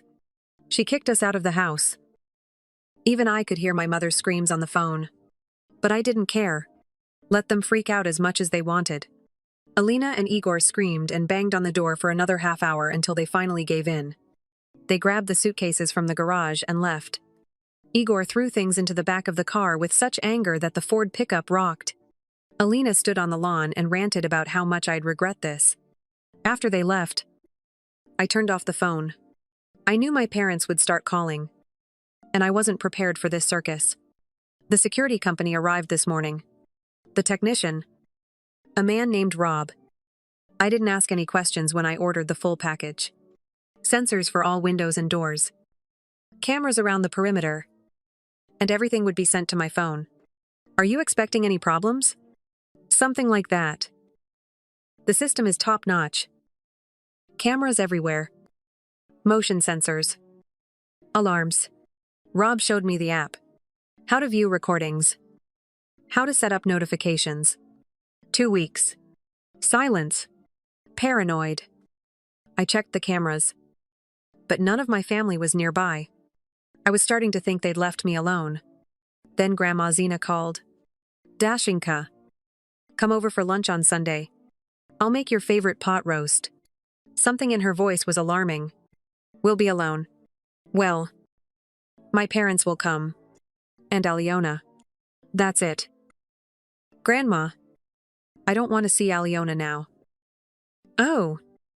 Honey, I know you two had a fight, but we're family. We need to talk like normal people. I wanted to refuse. But she was Grandma Zena, the only one who always supported me and didn't nag me about my selfishness. If she thinks we can come to an agreement, fine. But if Aliona starts acting up, I'll leave. Everything will be fine. Darling, I'll be home by 4. On Sunday, I went to see my grandmother in the old neighborhood. Her 2-bedroom apartment, covered in photographs of her grandchildren, smelled of baked goods and bay leaves. Her pot roast is sacred. My parents and Aliona were already sitting in the living room. But something immediately alerted me. Igor wasn't there. Where was Igor? Dad quickly answered the interview.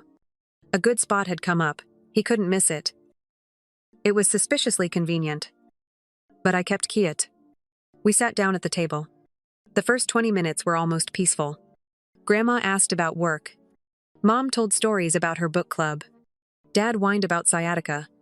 Even Alina behaved herself, complaining about morning sickness and asking about names. I was already relaxing when my phone vibrated. A security alert. Movement at the main entrance. I opened the app under the table and almost choked. Igor was on the porch with a toolbox and new locks. Judging by the box, they had planned it all. They lured me out, so Igor could break in calmly. Sorry. I need to go, I said, getting up from the table. Everything's fine. Dear. Grandma Zena looked at me with genuine concern. I glanced around at the family. Mom's eyes were innocent, but there was a hint of guilt in them. Dad was staring at his plate as if it were the 8th wonder of the world. Aliona could barely contain her satisfied grin. You set me up, I said quietly. Mom immediately bristled. Daria. We just wanted to talk as a family. You lied to me. I looked at Grandma. Her expression was one of bewilderment. Did you know what you knew? Grandma Zena was confused. I showed her the phone screen with the camera footage. Igor's fiddling with the locks on my porch. While you're here feeding me pot roast. Igor's breaking into my house. Aliona's fake smile vanished. Dasha. Calm down. Let's talk. No. Really. I'm calling the police. I headed for the door. Stop. Aliona jumped up. You can't. I'm pregnant. Stress is bad for the baby. You should have thought of this earlier. When we were starting this scam, I was dialing 911 when the phone rang. Security company. Daria Pavlovna. This is the security console. Your alarm has gone off. Call the police. Aliona burst into tears. Please. Dasha. Don't. Igor will go to jail. Mom started screaming about my cruelty and vindictiveness. Dad muttered something conciliatory. Like, let's sort this out without the police. But then Grandma Zena stood up. Her voice cut through the din. You're all liars and thieves. You used me to deceive Dasha.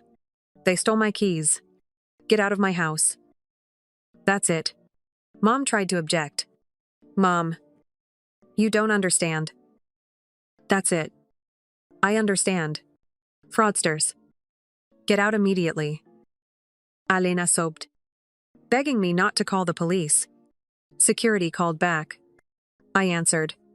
Daria Pavlovna. False alarm. I messed up the keys. Cancel the call. Alina breathed a sigh of relief. But I didn't finish. If you try again, I'll file a complaint. No cancellations. I hugged my grandmother and headed for the exit. She followed me out onto the porch. Forgive me. Darling. I didn't know what they were planning. I know. Granny. It's not your fault. Can you handle them? I glanced back through the glass door. Aliona and her parents were already squabbling among themselves, trying to figure out how the plan had failed. I can handle it. Grandma Zena chuckled. It's not the first time. A week after Grandma's pot roast, I finally threw a housewarming party, the one I'd been planning for months. I invited all the important people, colleagues, classmates, neighbors, and, of course, Grandma Zena. My parents and Aliona weren't on the guest list. The house turned out to be perfect for parties. The guests admired the kitchen, living room, a spacious plot, and terrace. My friend Karen brought her husband and kids. The boys ran around the yard while the adults drank wine on the veranda. A gorgeous house, said Mike from the sales department. I'm proud of it, I replied. And it was true. For the first time since buying it, the house truly felt like mine. Grandma Zena stayed late, helping clean, and doing the dishes. As always, you're a good girl. Dashinka. You deserve a home like this. Thank you for standing up for me back then. You should have done so sooner. I sensed something was wrong when Alyona was going through my phone. But I never thought my own family was capable of such a thing. We finished the dishes in comfortable silence. After she left, I sat in the living room with a glass of wine. Finally, peace. My family had been silent for 4 months. No calls. No messages. No random visits. The cameras only showed the delivery drivers and the neighbors' dog walkers. I started to think they'd abandoned me. And then Alina gave birth. And I found out from Facebook. Like all strangers. A photo of a wrinkled baby with dark hair and a nose like Igor's. Caption, "Welcome to the world. Artyomka. Mom and Dad adore you." I stared at the photo for a long time. He's a sweet baby. All babies are sweet. But I didn't feel anything special. Technically, he's my nephew. But Alina made it seem like we were strangers. A week later, I received a message on Facebook. I almost deleted it without reading it. But curiosity got the better of me. Dash. I know we haven't spoken since then. But I wanted you to see Artyomka. I'm sorry it happened.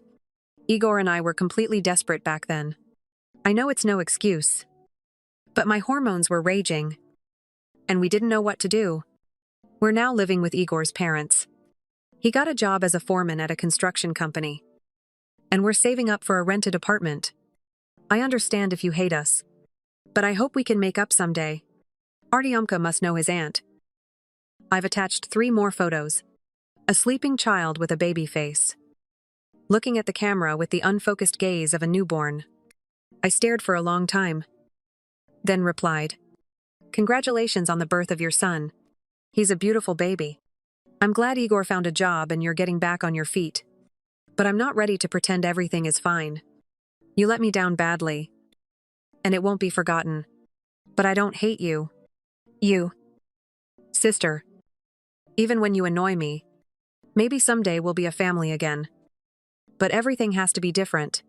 In the meantime, I'll send Artyomka a gift. Take care." I wasn't ready to let them back in. Not after everything. But maybe with time. If she learns to respect boundaries, things will work out. I ordered a newborn set on Amazon. Not fancy.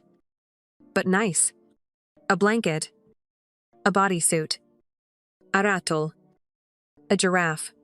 I sent it to Igor's parents with a postcard. "Welcome, Artyomka. From Aunt Dasha." Alena didn't reply. But 2 days later, she posted a photo of Artyomka wearing the blue onesie with elephants she'd given him. She didn't tag me or mention the gift. But I recognized the item. That's enough for now. Life has taken on a new course. I liked the house more and more with each passing day. I planted a vegetable garden, mastered some fancy equipment, and started inviting guests over for dinner. My colleagues became friends. Not just coworkers. I dated men a couple of times. Nothing serious. But it was nice to be able to choose without worrying about family drama. Grandma Zena came over a couple of times a month. We cooked together and pottered around in the garden. She didn't mention my parents or Alina, unless I asked. I'm especially grateful for that. She became my true family.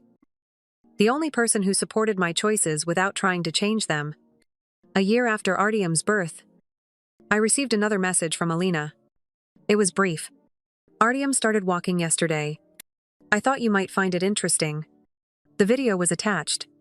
The wobbly toddler takes 3 uncertain steps, plops down on his diapered bottom, and claps his hands. Wow. How's he grown? I replied. Not much. But at least something. A small crack in the wall between us. I don't know if Alina and I will ever be close again. Too much has happened. Too many boundaries have been violated. But maybe we can at least learn to communicate normally. Maybe Artyom will grow up, knowing he has an aunt who loves him.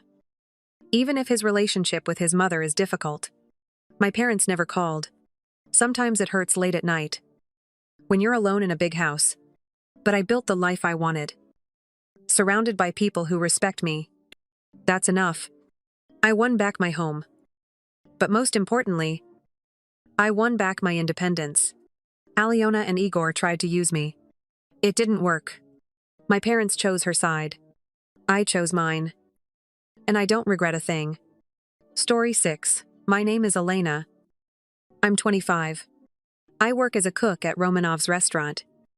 One of the largest and most popular establishments in Chicago. I've been there for 6 years. Ever since I completed a 1-year program at the Chicago Culinary Institute. After high school, I couldn't afford to go to a 4-year college like most of my classmates. My parents couldn't afford tuition. And I didn't get a scholarship. While others were choosing their dream universities. I was considering vocational schools and short-term programs. A pastry chef course seemed like the best option. It was only a year. And the job prospects looked good. When I first started at Romanov's, I was just a regular assistant. I spent my days chopping vegetables, scrubbing dishes, and running errands for the line cooks. The work was hard. The shifts were long. And the pay was barely anything. But I persevered, working my way up for years until I became a cook. The job isn't exactly glamorous, but it's stable. The thing is, I work more than one shift at Romanov's.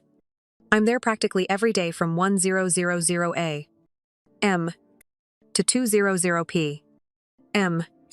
Then I go back for the dinner rush and work until 1100 p.m.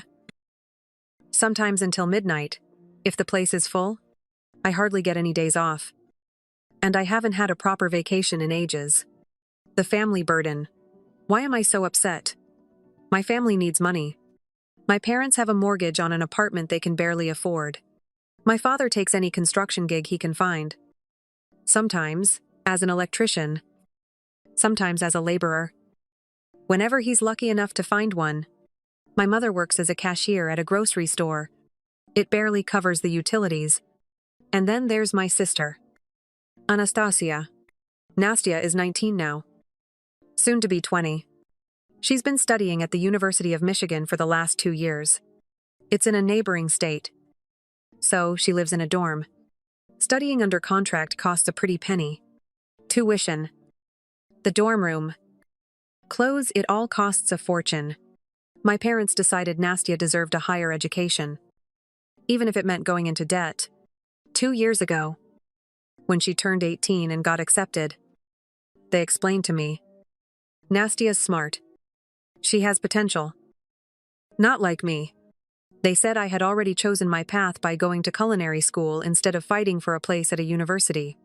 Since Nastya had a real future ahead of her, it was my responsibility to help her get an education. They explained it clearly. I was already working and earning a decent income, which meant I had to help the family, pay Nastya's tuition, and help with the mortgage. I agreed. What else could I do? I love my sister. I want her to succeed. If that means working my butt off and giving up almost my entire salary, then so be it. For the past 6 years, I've been handing over almost all the money I earned to my mother. She divides it between the mortgage payments and Nastya's tuition. I have just enough left to fill up my old Ford Focus, buy a few groceries, and grab the occasional snack at work. I only buy new clothes when the old ones are worn out. I don't meet up with friends. And I don't do anything that costs money. I live in the same little room I did as a child. A single old bed frame and a falling apart dresser. There's barely enough room to move around. Sometimes I dream of my own apartment. But I can't even rent a room with the meager remains of my salary. I'm too exhausted most of the time to think about that when you're working 12 to 13 hours a day.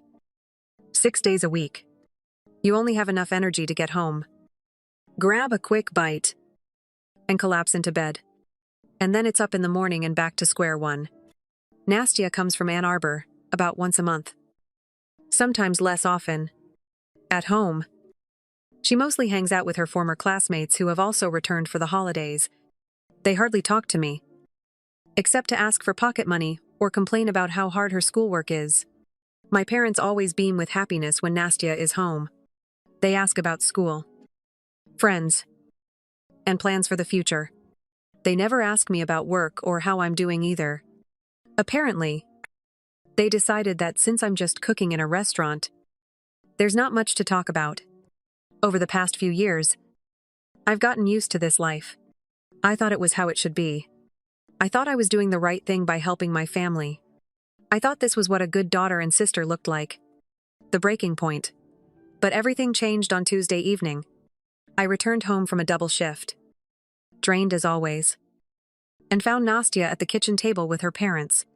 All three were laughing and looking content. I hadn't seen them this happy in a long time. "Hi," I muttered, dropping my bag by the door. "What's the holiday?" Nastya turned around with a beaming smile. "Oh, Lena. I was just reminding Mom and Dad I'm turning 20 next week. I decided to celebrate at home. Not in Ann Arbor." I nodded. "Great. We can have a family dinner or something." At this point, my mother beamed. "Darling, Nastya has even bigger plans. Her friends are coming to visit us on Sunday. 25 people in total." She laughed. "You have to be prepared. Lena, cook all the food. Clean up afterward. And be polite to everyone. Try to look happy." It felt like I'd been punched in the gut. I stood there in a complete stupor. I already work double shifts every single day. I hardly get any days off. I haven't had a proper vacation in years. And now, on my only free day, they want me to cook for 25 people. Clean everything.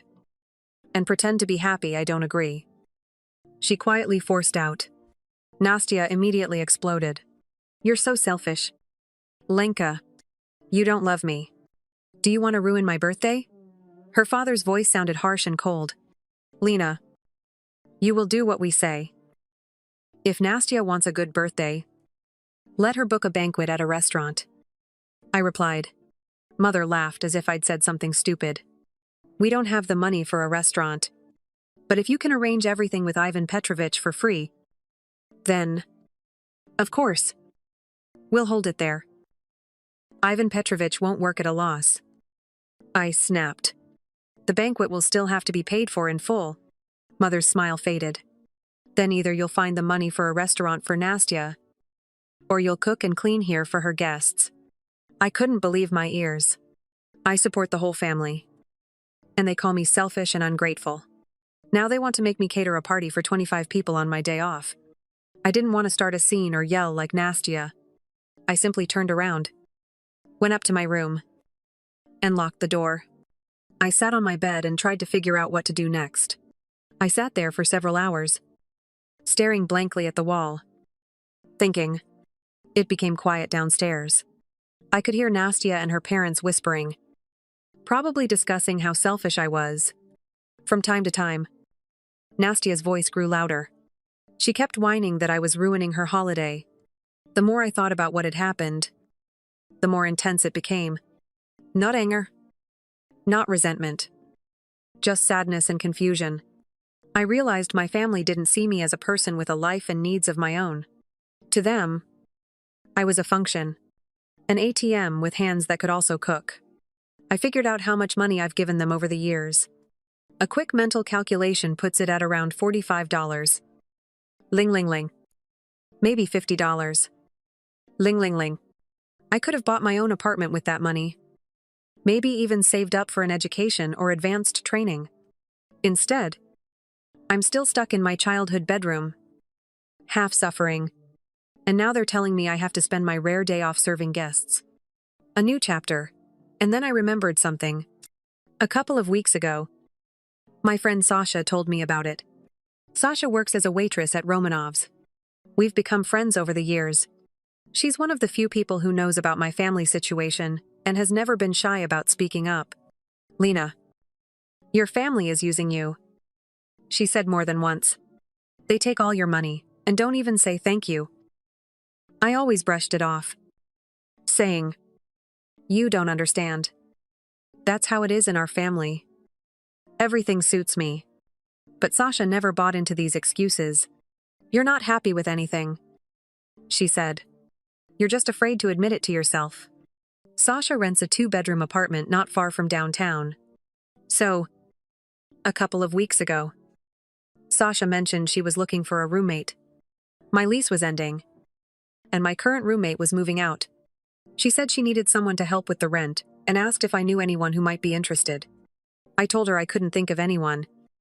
But now, sitting in the locked room, I realized I could be that someone. I pulled out my phone and dialed Sasha. She answered on the second ring. "Hey. Lena. How are you? You seem upset." "I'm furious." I breathed out and told her everything that had happened downstairs. Sasha listened without interrupting, though I could hear her quietly cursing as I described the family's demands. "That's it," she snapped when I finished. "You're moving in with me." Seriously. Seriously. "Lena, this is beyond the pale. Are you really suggesting this?" "Of course I am. I've been telling you this for months. Get out of this madhouse. Your family treats you like a servant, who even pays them for this honor. Do you realize how much money you'll have when you stop supporting 3 adults? You can easily afford half the rent, and still have some left over for yourself." We talked for another 20 minutes, discussing the details. Sasha has a 2-bedroom apartment about 15 minutes by train from the restaurant. We'll split the rent in half. We can move in right now. "How about tomorrow morning?" I asked. "I have the day off today, and I don't think I can hang around here for long." "Perfect. I'll wait." After hanging up, I felt something I hadn't felt in years. Excitement. For the first time in who knows how long. I was going to do something for myself.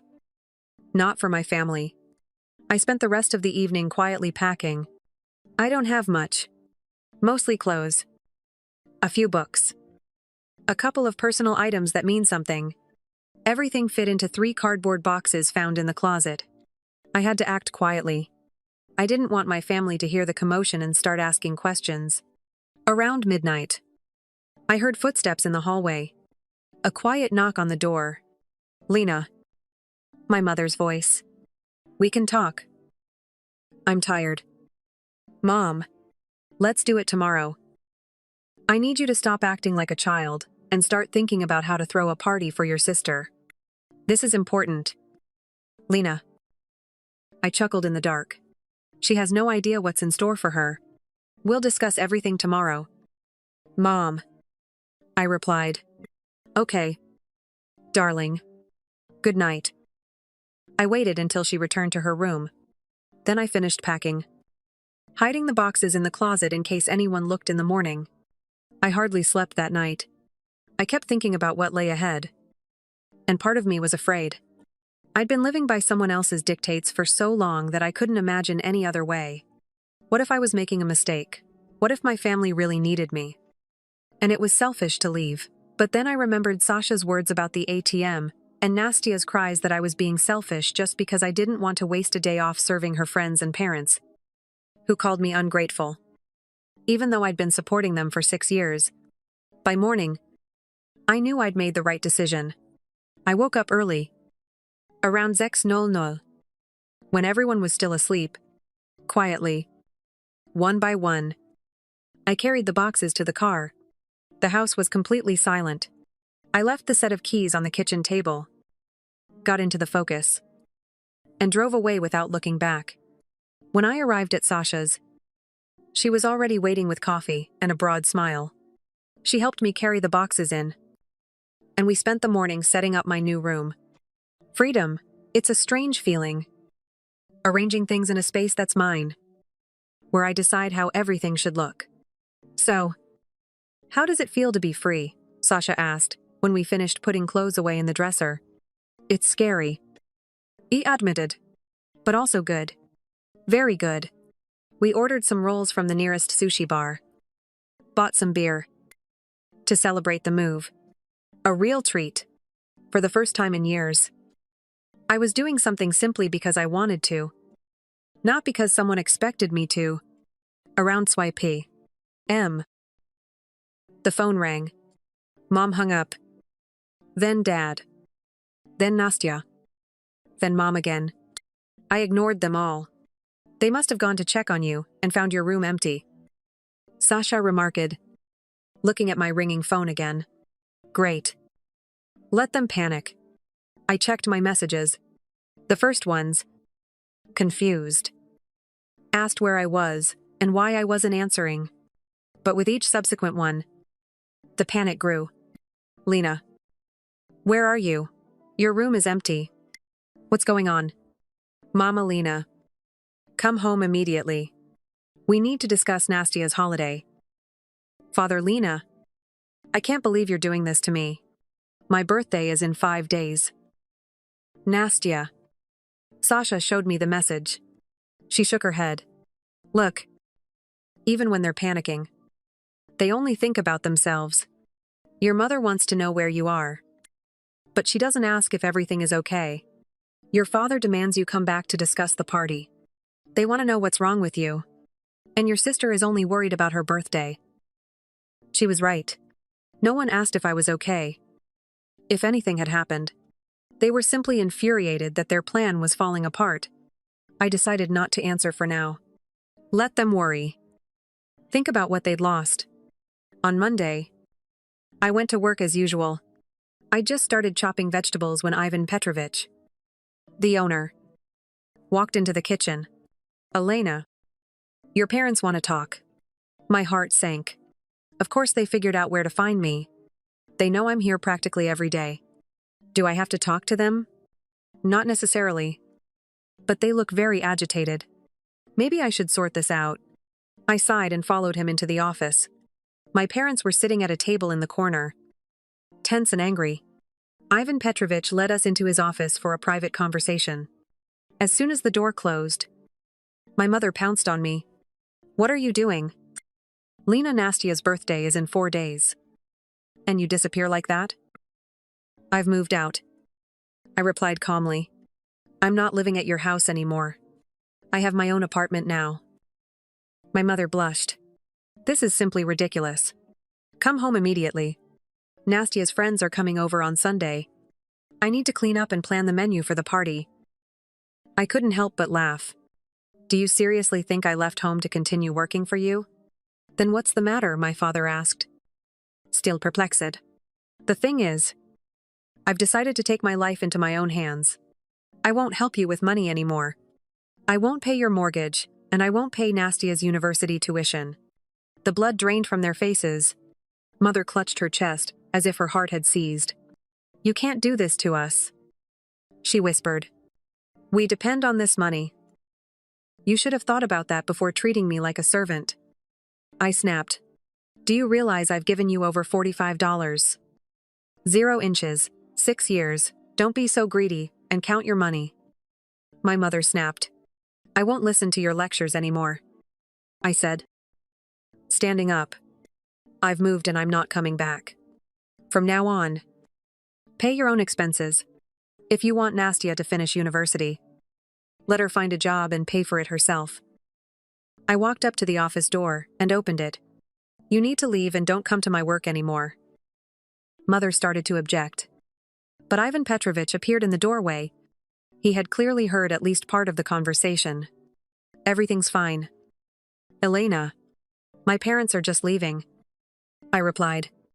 Actually, we haven't finished our conversation yet, Mother declared. But Ivan Petrovich entered the office. I think we're done. This is a workplace, not a family counseling center. Please leave the premises. When the parents didn't budge, Ivan Petrovich called security. Escort these people out of the restaurant and don't let them in again. Security escorted the parents out of the restaurant. After they left, Ivan Petrovich looked at me with concern. Are you okay? Lena. Yeah.